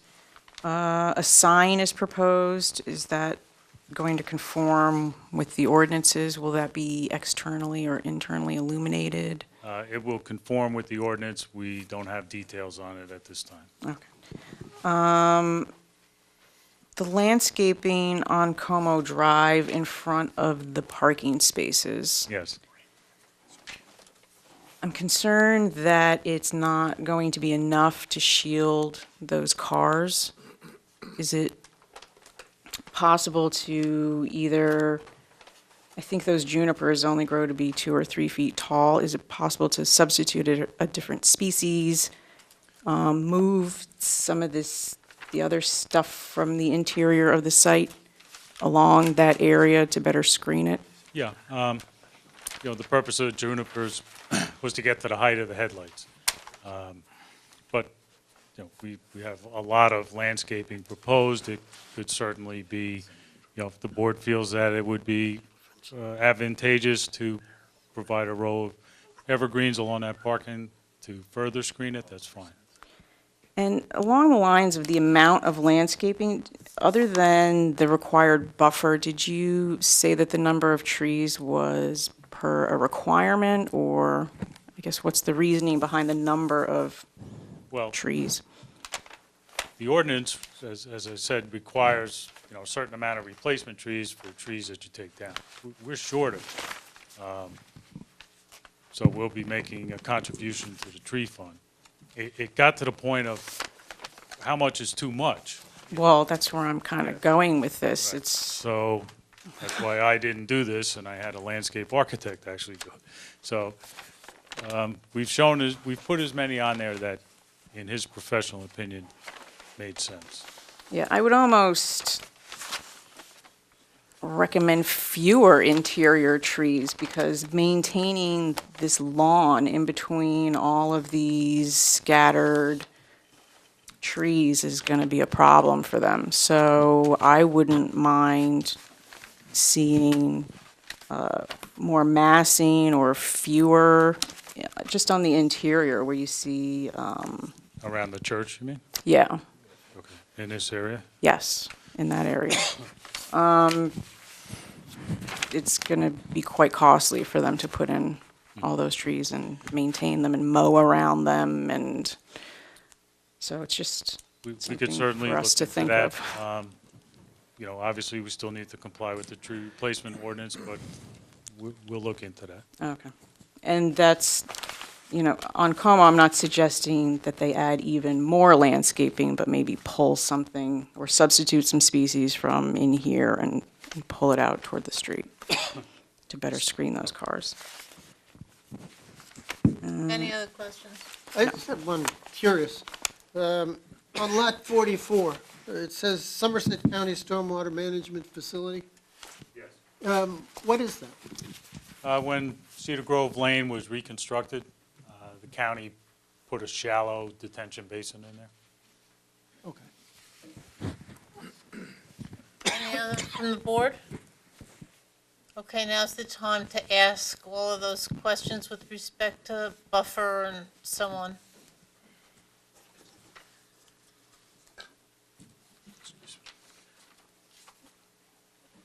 Let's hope there's some left. There isn't, oh, there's a tiny bit left. Yeah. 90 proofs, so watch out. Careful. Don't worry, that water's only from Warm Tuesday's council meeting. Okay, state your name again and your address. Ernie Levis, 21 Como Drive. Thank you, Mr. Daly. I think you answered almost all of my questions. Two things remain that I'd like answered is there any proposal at this point for no parking signs on Como Drive? There is not. And we, Concerned about, because we have a small dead end, the road is 23 feet wide. I mean, it's hard for two cars going in opposite directions now, to even pass each other. One almost has to stop. But I would And it's just a mention, difficult corner to turn into. yeah, we're widening, making larger Como Drive. I told you the water was from Tuesday, you didn't listen, did you? told you it's 90 proof. So we're going to widen Como Drive. But there's no parking signs or Yeah, that would be up to the municipality, Yeah. and given the width of the street, that wouldn't be appropriate. Now, that doesn't mean that you as a resident couldn't go to the township council and make a request, and our police department would take a look at that, and if they thought it was appropriate based on your comments, they may be willing to do that. But that wouldn't be in the applicant's purview to put that signage up or recommend it. You'd have to go to the council and make that request. Okay, thank you. The other question I have is the proposed parsonage, the existing Cape Cod, I think it is, that's there now, the property. Will that revert back to a single-family home? Because right now, there's a rental unit in the back of that, attached to the back of that house. it will be a single-family home, It will? yes. Okay, good. Thank you. Any other questions?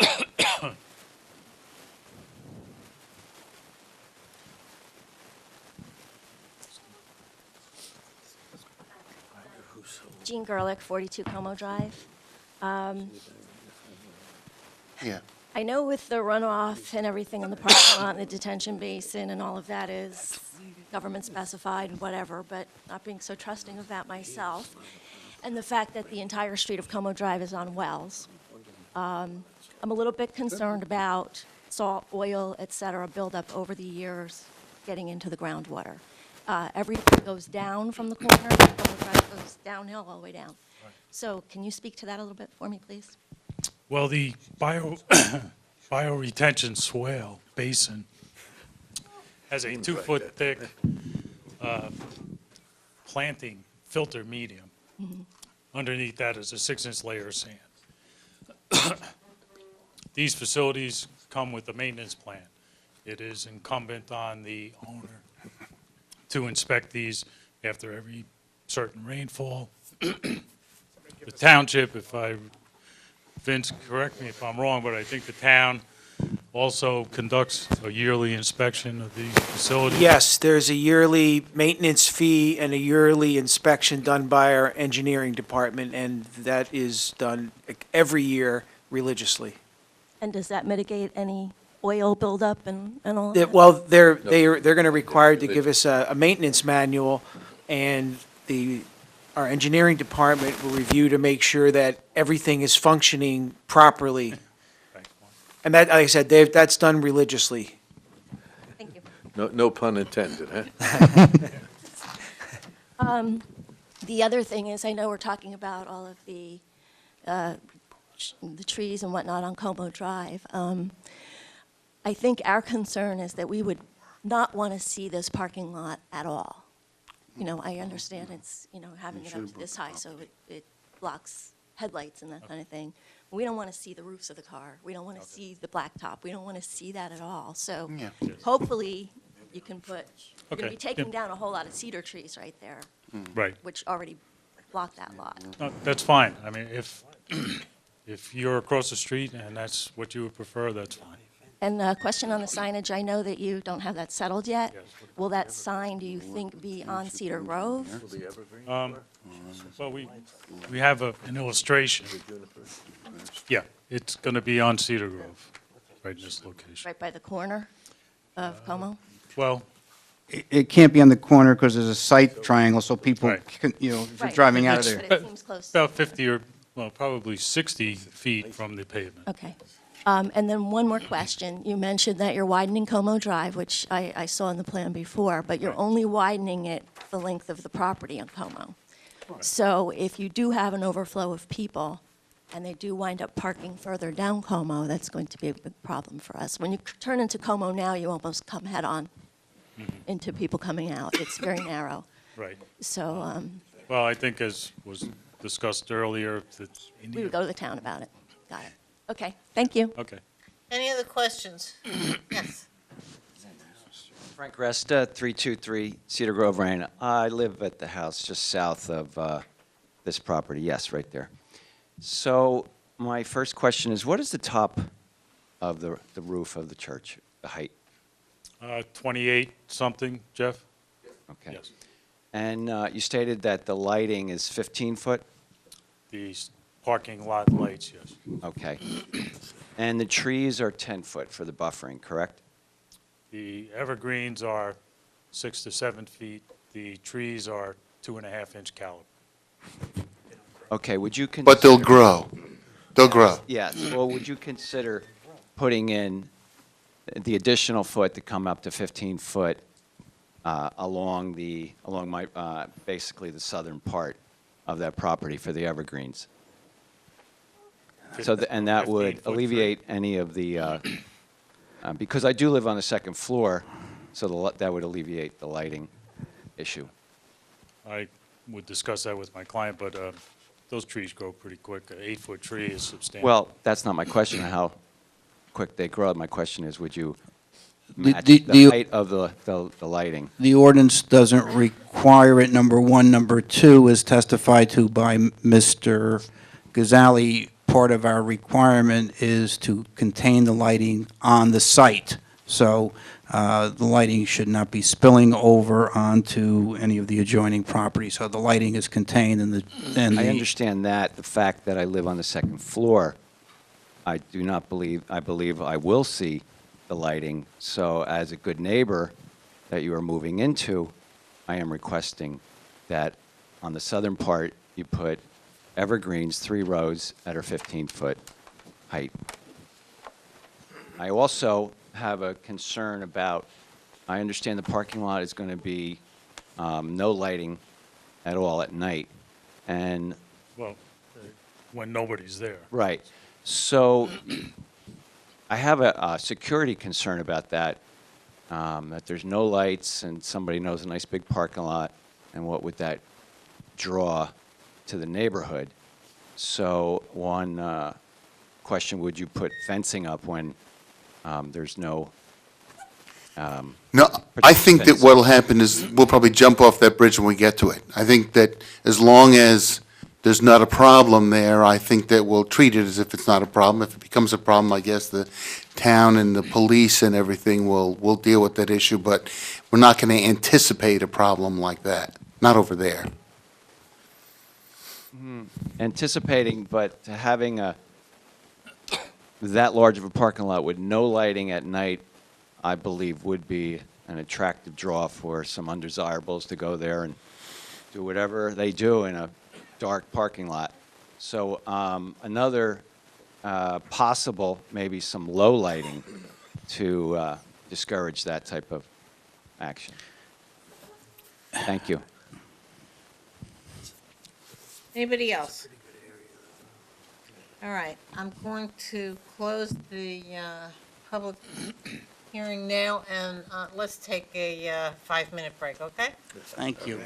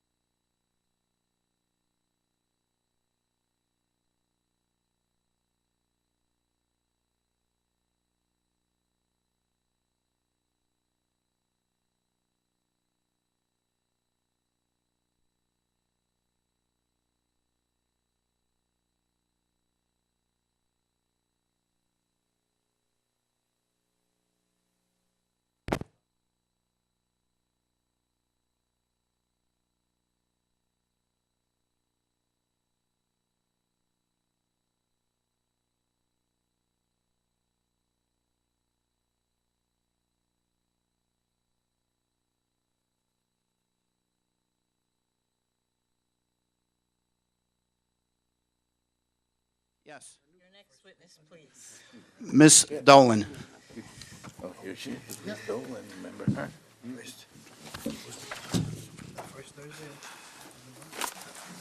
Hello. Okay, do you solemnly swear or affirm to tell the whole truth, nothing but the truth? Yes, I do. And your name for the record? Elizabeth Dolan, D-O-L-A-N, Dolan and Dean Consulting in Martinsville, New Jersey. Ms. Dolan, what is your occupation? I'm a licensed professional engineer registered in New Jersey, New York, Pennsylvania, and Delaware, and I focus in the area of traffic and transportation engineering. Have you ever testified before this board before? Yes, I have. Many times. Okay. Ms. Dolan, you were retained by the applicant to do a traffic impact analysis for the subject application, is that correct? That is correct. And you also were here this evening to listen to the testimony of Pastor Odie concerning how the church would operate and function, is that correct? Yes, that's correct. And you've also obviously attended other previous meetings with the pastor and other members of the church to discuss the church operation. That's also correct. Okay, can you briefly indicate to the board what you did in your study, what your findings were, and what your conclusion was? Certainly.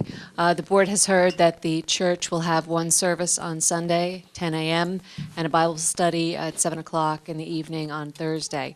These are off-peak hours. Typically, when we're looking at a traffic study for residential development, we're looking at AM, PM rush hours. If we're looking at an office, it would be the same thing. Retail, midday Saturdays and weekday evenings. But churches and houses of worship typically generate their traffic when the street volumes are quieter. We did conduct traffic counts at the Cedar Grove Lane and Como Drive intersection based on the timing of this project and the anticipated submission and filing. Those counts were conducted during the summer in July, Sunday, July 28th, from 9 a.m. to 1 p.m. And when we looked at some of the other Cedar Grove Lane data, certainly the evening peak hour volumes that we had and Saturday peak hour volumes were a little bit higher. But based on the type of use and the trip generation characteristics that I'll get to, I don't think that seasonal variation comes into play. And certainly there's no school on Sundays anyway. So based on the type of use that we're looking at and the maximum traffic impact, it would be on Sunday when traffic volumes, not only on Cedar Grove Lane, but on most roads throughout the state, are lower than what we find during our traditional morning, evening, or Saturday afternoon peak hours.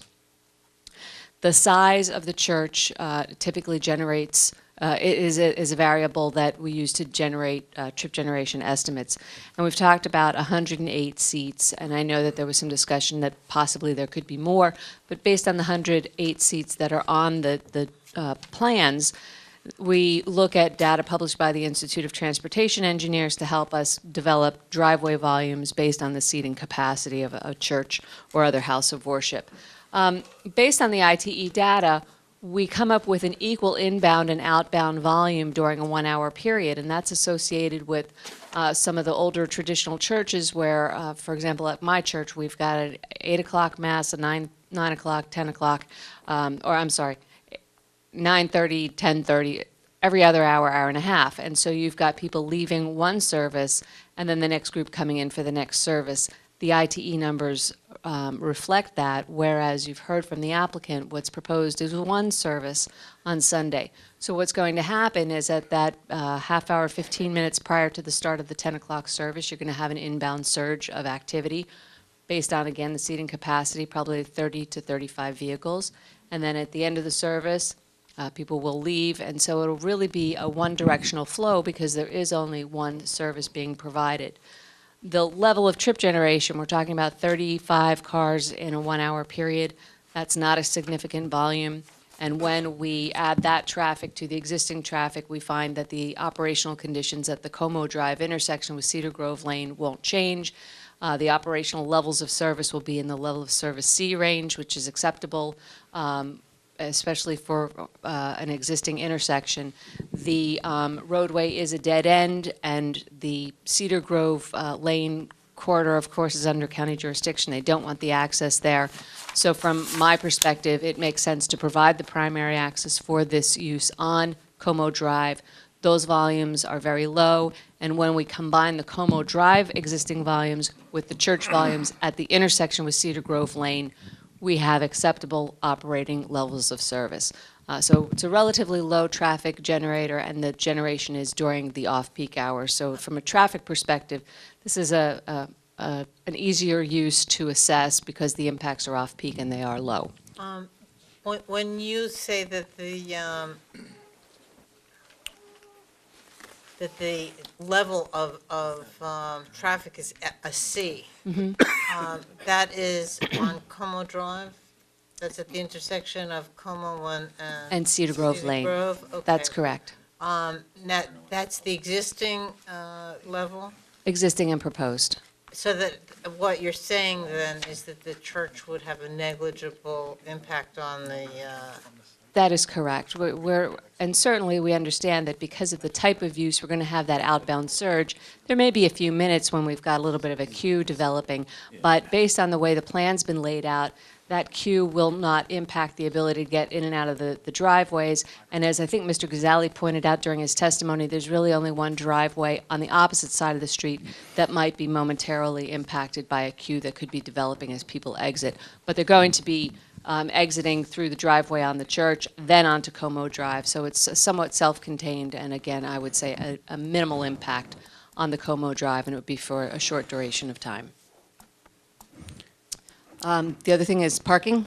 Parking and on-site circulation, did you review both of those? I did, and I was involved in the, I guess, the overall development of the plan because it has gone through a couple of revisions, and I've worked with Mr. Ghazzali.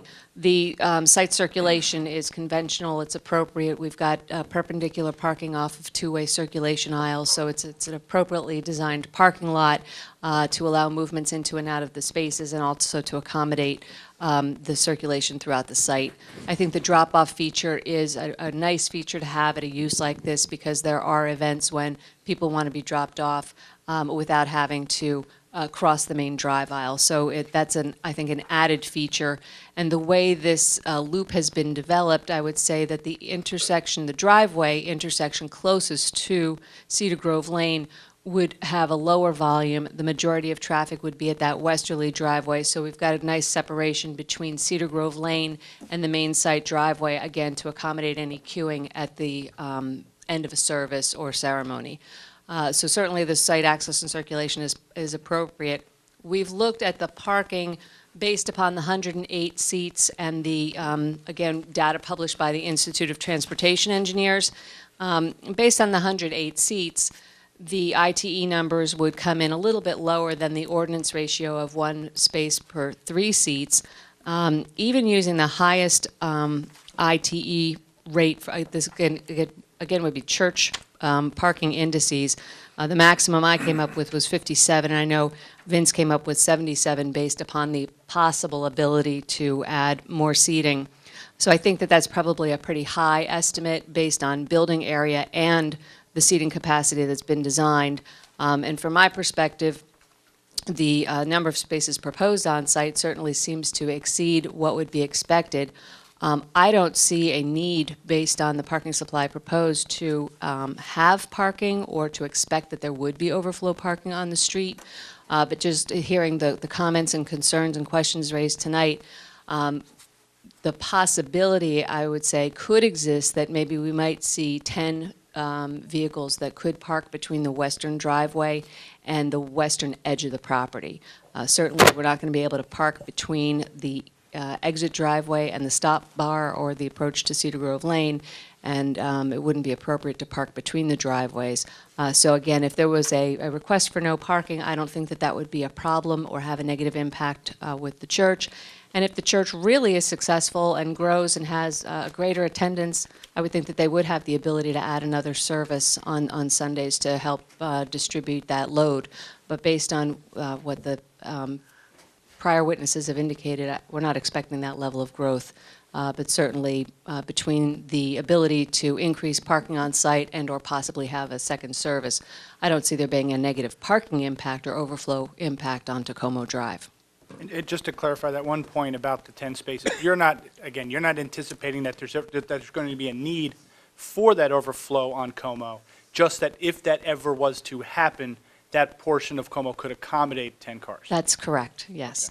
Just want to make sure. Right, I'm not expecting any need for overflow parking based on the supply that's proposed and the fixed seating that's been designed in the architectural plans. All right, thank you. I am concerned, Elizabeth, that you really haven't taken into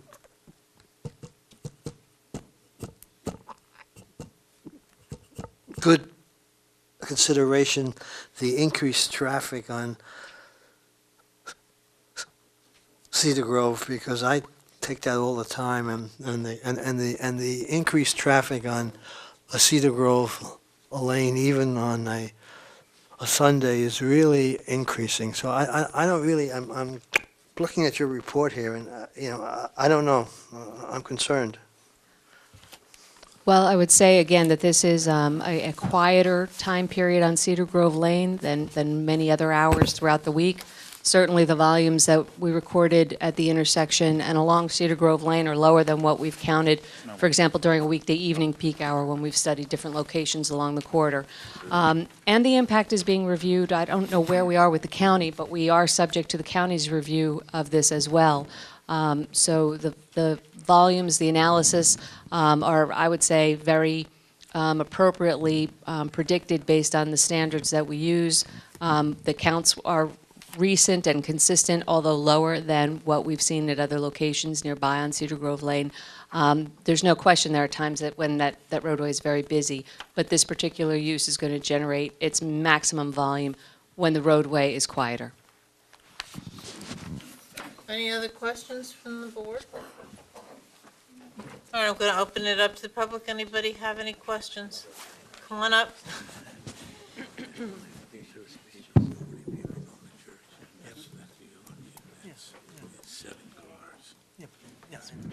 Jean Gerlich, 42 Como Drive. Two quick questions. If the impact of the traffic coming out on Sunday is going to be so low, why is the county so opposed to having this come out on Cedar Grove? That's typically how the county is. And I understand that, but... And it's not just the county, it's the traffic management aspect. We also see that at the state level. If there's the ability to remove or reduce driveways along a busier corridor, and if there is available capacity on a side street, not only the county but the state typically mandates that the access be where it can have an overall acceptable impact, and also with the idea of improving the corridor by reducing conflict points or driveways. Okay. I understand that the points of egress would be minimized by one, but it's still flowing out on Como right to Cedar Grove, so it's almost a virtual, no difference. Well, but the fact is that the site frontage lies between an existing intersection, Como Drive, and a signalized intersection. And so again, with the traffic management, if you will, plan to minimize points where traffic turns, and recognizing that Como Drive is a dead end, the likely location for access for this property and this use would be to use Como Drive as opposed to having a second intersection south of Como Drive where you'd be having similar traffic volumes. So how do we, people that live on Como Drive and have to deal with the queued up traffic or whatever, I feel like we're taking the hit for the county. We are also residents of the county, and is there any way to deal with the county on this? Certainly, you can speak with the county, but in looking at the existing traffic counts, we recorded 6 cars exiting Como Drive in 1 hour. Mm-hmm. So 6 cars, you get 1 car every 10 minutes. So if someone leaves their house on Como Drive and it happens to be at the peak exiting period of the church, well, then sure, they're going to have to wait a little bit longer than they would otherwise. Right. But it's once a week, and it's probably a 15 or 20-minute surge as the service lets out. Right. Otherwise, the site is quiet. Yes, exactly my point. It's quiet. And even though it's 30 or 60 cars, it's 10 times what's usually coming out of there. And that is the exact point. This is a country street, and that's the way we like it. And this is going to be a huge inconvenience. Understood that it's only a period of time, but if there is any way that it can go out right onto Cedar Grove, that would be our preference. So. Understood, but as I said, it's a county mandate. Gotcha. Yeah, Okay. and if I could use a more extreme example, if this was a house, single-family house, I wouldn't be surprised if the county said, your driveway needs to be on Como Drive, not on Cedar Grove. Right, and we would And expect And that. the whole reason is, as Ms. Tolan said, it's to reduce the number of curb cuts and conflict, because they want to keep Cedar Grove moving. So the lower number of curb cuts and driveways and streets, that's what, so I they want understand. everybody to go on the side streets. Right, I understand, but that doesn't coincide with the late weight use. There's just a discrepancy in the two arguments, is just my point. But I'm just giving you the perspective, even from, you're hearing it from the applicant's Yes. expert, I'm telling you from the township's perspective, because we've reviewed applications, seen applications along throughout the township. That's the way both the state and the county do it. They want the road, the intersections, or the access to be on the lower order streets, again, so they minimize the conflict. I totally get that, I understand. And what that means is they're basically tied to what the county's going to allow. Do there need to be two driveways coming out of this location? As I said, for this use, I think that, and then this is a design that's evolved over time, but I think that this is a very well-designed site, and that second egress point is going to be used infrequently. I see that being used for funerals and weddings, when there's the need to drop off immediately adjacent to the building without having to cross the drive Is aisle. that just an ingress, or is that an? It'll be an exit driveway only. So the driveway closest to Cedar Grove Lane would be for exits only. Okay. And then the driveway in the middle of the frontage, or the western side driveway, would be inbound and outbound. So you don't think that when that parking lot's emptying out, some people are going to go up that way and out this way, and they're going to be? Well, they might, but it really doesn't get them anywhere, because by the time they take that loop around the front of the church, the people who are leaving the main parking lot driveway are going to be in front of them. So I don't see that it really gets you anything. They can certainly do it if they choose to, but I think that the majority of activity is going to be outbound from that main driveway in the middle of the frontage. Okay, all right, thank you. You're welcome. Any other questions? Okay. We'll close the public portion. One more witness, Mr. Colling.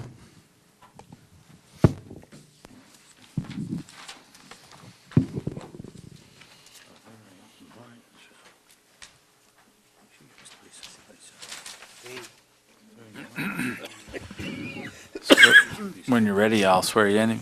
You need the microphone. You solemnly swear or affirm to tell the whole truth, nothing but the truth? Yes, I do. State and spell your last name. First name is Edward, the last name spelled Kolling, Colling. Mr. Colling, what is your occupation? I'm a licensed professional planner in New Jersey. Can you indicate to the board your professional, your education and your professional background? Yes, I am, in addition to being a licensed professional planner, I'm certified by the American Institute of Certified Planners. Graduated from Rutgers University in 1974. My first job was as a planning draftsman in that year, and I've been in planning ever since. I was first licensed in 1983, I believe it is. In the public sector, I've worked as the planning director for the city of Jersey City. I've worked as the economic development director for the city of Elizabeth. Have you testified in At any least- of the at least once boards on- in Franklin? At least one other time, I believe, here, maybe twice. Okay, we'll accept your credentials. Okay. You've sat here this evening and listened to the testimony of all the previous witnesses, and I assume you are familiar with the zoning ordinance of the Township of Franklin and the master plan of the Township of Franklin. Yes, I reviewed them concerning this case. Right. And also, have you visited the subject property Yes, I have. and visited the surrounding areas around the subject property? Yes, yes. Okay. In my opening comments this evening, I indicated that we were here this evening before this board because we have a conditional use variance. Can you briefly indicate to the board what a conditional use variance is and how does that differ from a regular use variance? Certainly. A regular use variance is when a use is simply not permitted within the district. In the case of the conditional use variance before the Board of Adjustment, it's when the proposal does not meet one or more of the conditions of the of the ordinance for those conditions. Now, the level of proofs are different because there is a presumption that the area is suitable for the type of use. And what we're supposed to be proving here is that the deviation of the criteria, whichever it is, would not be so significant as to alter the suitability of the site for the proposed use. Okay, and the deviation that we are seeking here this evening in conjunction with this application is what? Is the number of parking spaces. Okay, and based on the stipulation earlier this evening, based on Mr. Dominic's calculations with Mr. Howe, it was determined that there are 77 parking spaces that are required and that there are 59 that are proposed. Is that correct? That's correct. Okay. And based on those numbers and the testimony that was provided this evening, do you have, first of all, what standard do you need to use to analyze whether the board can or should grant the variance that we are seeking this evening? Well, I think in this particular case, we have an inherently beneficial use. And I think what the board needs to look at in terms of weighing the impacts is to first look at the what sort of benefits this use provides. And it is a house of worship. It has been determined by the courts to be an inherently beneficial use. You have to look also at what the level of those impacts might be, and then is there anything we can do to mitigate it, and then to sort of to balance that. In this particular case, the impacts, I think, would be insignificant to none. We have 108 seats as it is. That would only require 36 spaces. You've heard testimony that the number of congregants is much lower even than the 108. So that you'd first have to wait for the congregation to grow up to 108 before you probably would even use all 36 spaces. I understand the zoning officer's calculation because it's clear that there's room to grow and there would be more seats there as the congregation grows, so you want to make sure that there would be enough space for the additional. We have 23 additional spaces, even over the 36 that would be required for the 108, which is still something short of what the 77 would allow, 59 versus the 77.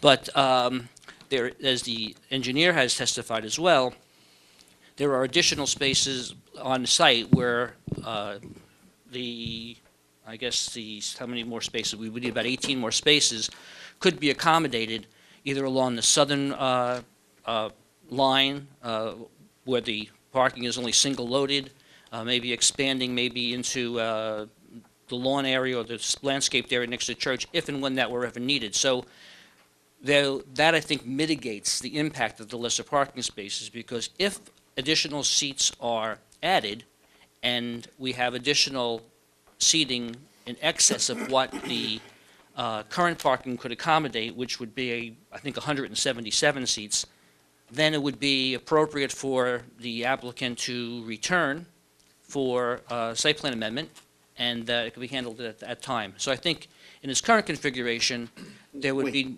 Wait, can you just go back and say what you said again? We've got 108 seats. Yes. And then you talk about the additional seating that's in the back.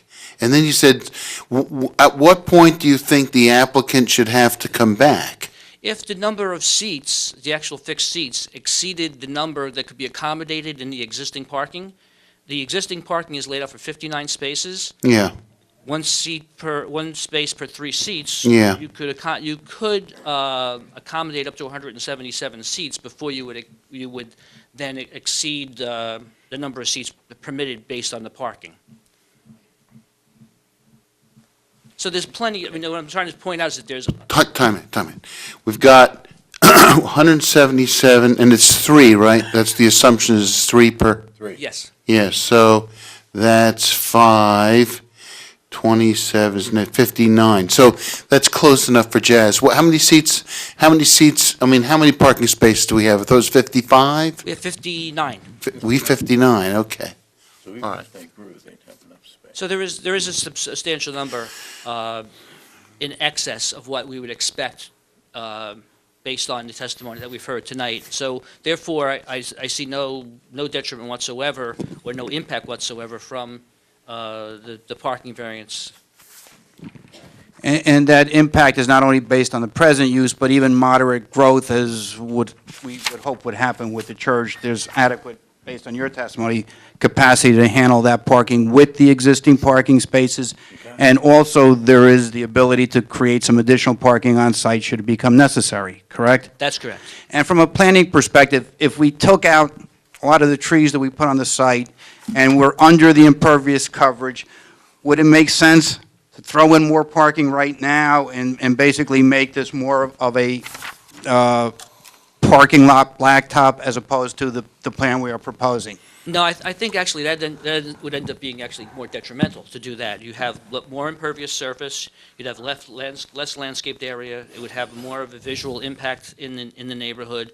It would just be an unnecessary utilization of natural resources that you wouldn't have to use. Okay. So in balance, and basically, one of the words that you used in presenting your testimony, you have to balance everything. In balance, the parking variance consistent with the proposed intended operation, both short-term and long-term, is sufficient to handle that. And to create additional parking, which is capable of being created, doesn't make, at least in your mind, any sense. Is that correct? That's correct. Okay. Do you feel that the grant of this variance would have any negative impact on the zone scheme or zone plan? No, definitely not on the zone plan because it's a permitted conditional use, and but for those additional 18 parking spaces, the site is compliant. It's over 3 acres in area, so it's compliant in terms of the size, the setbacks for the new construction, the landscaping, the buffering, so there should be no substantial detriment in that regard to the intent and purpose of the zone plan. Okay, thank you. I have no further questions. I have a question, but I think it's a question for Vince. Where does the 3 seats for every parking space concept come from? It's in our ordinance. It was. Oh, okay. Yeah, it's in our ordinance. It was written before I was here, so I can't come up with, the legislative history of it, but it's. I don't need any more than the answer you've given me. Thank you very much. Well, you woke me up, I know. It's a very typical standard. I mean, most towns, if you have a parking requirement for place of worship, that's what you see most often. Okay.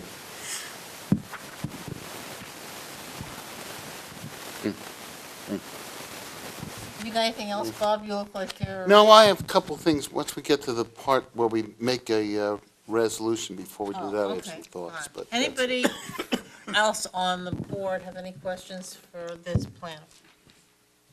Okay, anybody in the public have any questions for this witness? Okay, we're gonna, I guess, close the public, wrap it up. Have you got any closing statements? No, yeah. You're right. Yeah. Forgot. That's okay. Any members of the public have to make any comments now.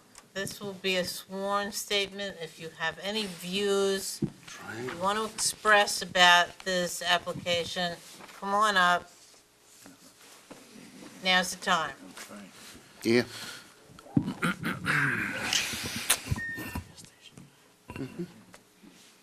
Okay, sir, I'm going to swear you in. You raise your right hand. I'm right here.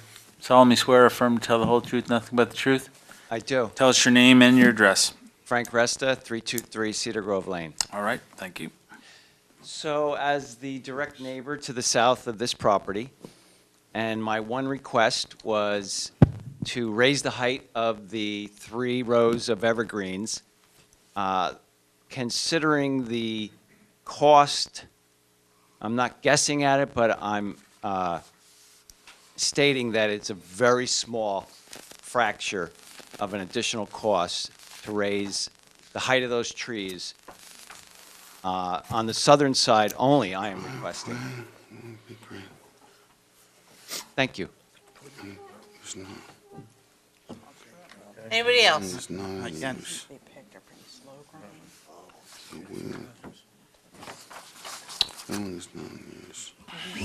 Okay, if you'll raise your right hand, do you solemnly swear or affirm to tell the whole truth, nothing but the truth? I do.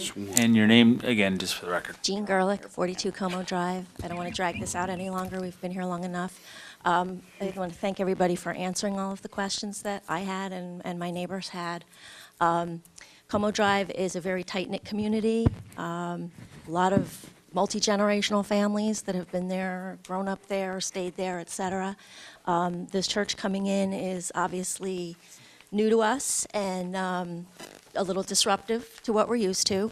But everything I've heard so far makes it sound like it's going to be a very low-key kind of situation. And we only ask that they become part of the neighborhood and not people we don't know and don't interact with us. And we want them to be good neighbors. We're surrounded by open space, preserved open space. We all live there because we like the peace and quiet and all those things, and we all look out for each other and our kids and all that. It's that kind of a street. So if they are going to join in with our neighborhood, we want them to be a good neighbor, and that's all we ask, that they maintain everything, that they're respectful of the neighbors, and we will be the same, and that's really all I have to say. So thank you. Anybody else? Okay, now I am closing the public portion. You got anything to say closing it? I will try to be very brief, given the lateness of the hour. Again, as we started this evening and we testified, by the time we got here, 8 months have elapsed. We have taken great pains to develop a plan that we think try to anticipate and address every concern possible with respect to this development and having sensitivity to the neighborhood. As I indicated, and as the board is aware, I've had numerous applications before this board for churches and seeking a lot greater relief than the minor relief that we are seeking this evening. We do meet all of the zone requirements. We meet all of the setbacks and actually far exceed all of the setbacks that are required.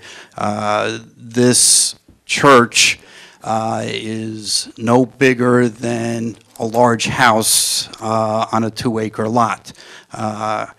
Some of the comments that the board members made this evening concerning providing additional landscaping along Como Drive, we will certainly address and deal with. We have no problem with that. And it's the first time I've ever heard somebody say that we ought to be taking out some trees, but we will look at that.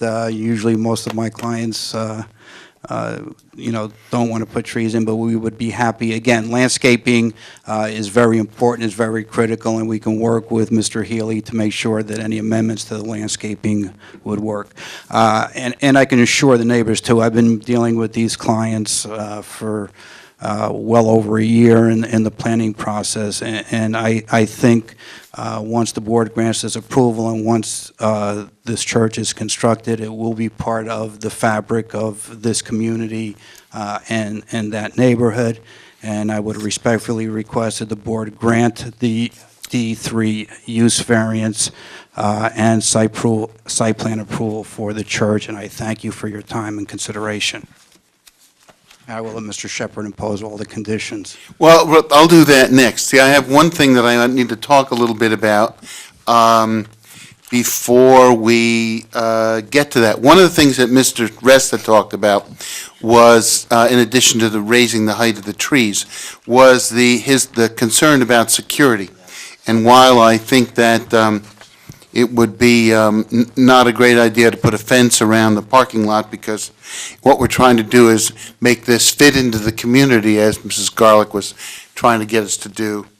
I don't think that that's consistent with doing that. But one of the things I thought about, and I need to get some feedback from the I think more the attorneys here than planners, is whether or not it's practical or possible to maybe put gates on the driveways into the parking lot so as to avoid, you don't have to stand up, Peter, this will be a friendly conversation. but whether it's possible to do that and maybe give John Houck a key to the gate so when the fire department wants to run in there, they can do that. It is absolutely possible. I was here last night before the planning board on a different application for some storage, and we talked about the possibility, if necessary, to put up some gates. This was in an M2 industrial zone. But gates can certainly be put up if there is a problem. I don't think it's necessary. First of all, I don't think gates are necessarily attractive. I would not like to put them up if it is not necessary, because I think it would detract from the property. However, it is a solution. And if there is a problem with people parking back there in the middle of the night, or issues that come to our attention, we want to protect our property, and we also want to protect our neighbors. If gates become necessary, I'm sure they can be addressed, and maybe some additional security lighting could also be a solution. But I would not want to do that day one, because I do think they are, in and of themselves, unattractive and would detract from what we're trying to do, and I think the neighbors would not be happy looking at gates all the time. And so I guess the question now becomes for the two land use scholars I have to work with here, is can we make it a condition that if a security situation develops, that the applicant will install gates on the property and work with the town to develop an effective security plan, or am I? Well, I guess you'd have to figure out what would reach that level, I'm not quite sure. If I could offer a suggestion, I agree with Lanford. I don't know if a gate is really the right solution. I don't think the neighbors are going to want to see a gate. I think it's going to be an inconvenience for the applicant in terms of operation of the site. Gates have a tendency to fall apart and not close correctly, then they're blown. I mean, if it's a problem, I think lighting, some type of necessary security lighting is, I mean, that's what the question was and the request was at the beginning. And that's an easy solution. Can I ask Pete, maybe I'll put Title 39 authority in the resolution, the police can police the lot? That I have absolutely no problem with. That's fine. I love it that you stand up every time you talk. It's great. Just a follow-up on that, and Mr. Shepherd, originally you said, let's cross that bridge when it comes up. But I don't know of any churches in our neighborhood that have gates. Right, that's true. I don't know of any churches Right. that have gates, and so I would rather cross that. I think bridge when it I think comes. there's one. I think there's one. Rutgers Community Chinese Church has a gate. I do know And that. also, there's Another one one on off Churchill. of Evelyn Avenue. I think that there's a big Chinese church back there. I think they put gates. I don't want to. back I don't there. want to go back. I know to you don't want to discuss- talk to those people. We'll talk about that, right? That was a You just hard heard, application. Pete, yeah. The second time. Okay. All right. That was forced upon us. All right. By who? Shh. All right. We ready for a resolution now? There we go. Okay. We gotta make a motion. I'm going to move that we grant the New Jersey Tabernacle a use variance and approve the site plan for premises located at 8 Como Drive, Somerset, New Jersey, Block 508.02, lots 42.01 and 43, subject to the following conditions. The applicant will work with the planner with regard to interior tree planting and the tree planting on the westerly side of the property, which makes up the perimeter buffer, and once the buffer is installed, will maintain the buffer into the future. We will grant a waiver of the sidewalk requirement on Como, subject to a payment into the sidewalk fund. Facade lighting will go off at 9 o'clock at night. Building lights, interior building lights will be off when the building's not in use. Parking lot lights will be off when the building's not in use. The applicant will work with the town planner, the township engineer on the length of the depressed sidewalk.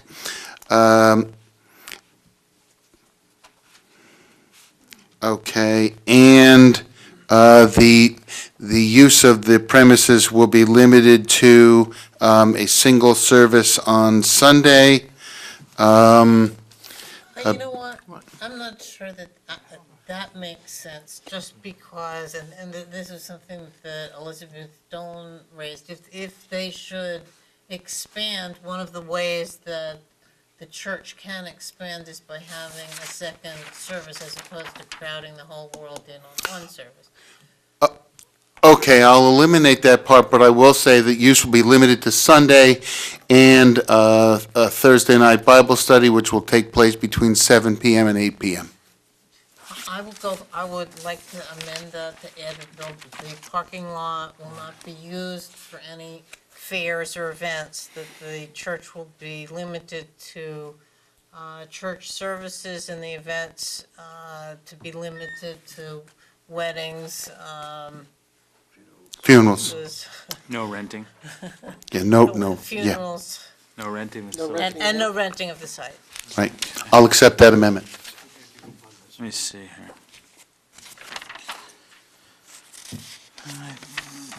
Second. Well, hold up. Do we all jump in with recommendations here? Or Sure. Okay. Yeah, that's why we do it. Oh, okay. I would recommend, I think they're asking for a waiver for off-site replacement trees of 171. I would like to increase that to 196, up to 196 trees, to thin out some of the deciduous trees on site. I'll accept that. Okay. And then in terms of the landscaping next to Lot 44, which is next to Mr. Resta's property, not increasing the height of all 3 rows of evergreens, but looking at the row closest to that property line, and our planner can look at species substitution, maybe quicker growing trees, because some of the selections are not as fast growing as they could be. And maybe a higher planting height of 8 to 10 feet instead of 6 to 7, just for that one row. I respectfully would object. Your ordinance has a specific standard, which I believe is 6 to 8 feet, and I don't want to go beyond 8. Let's go 8 feet, but also choosing the fence. Species is fine. Yeah. Yeah, I don't have a problem Yeah. with that. All right.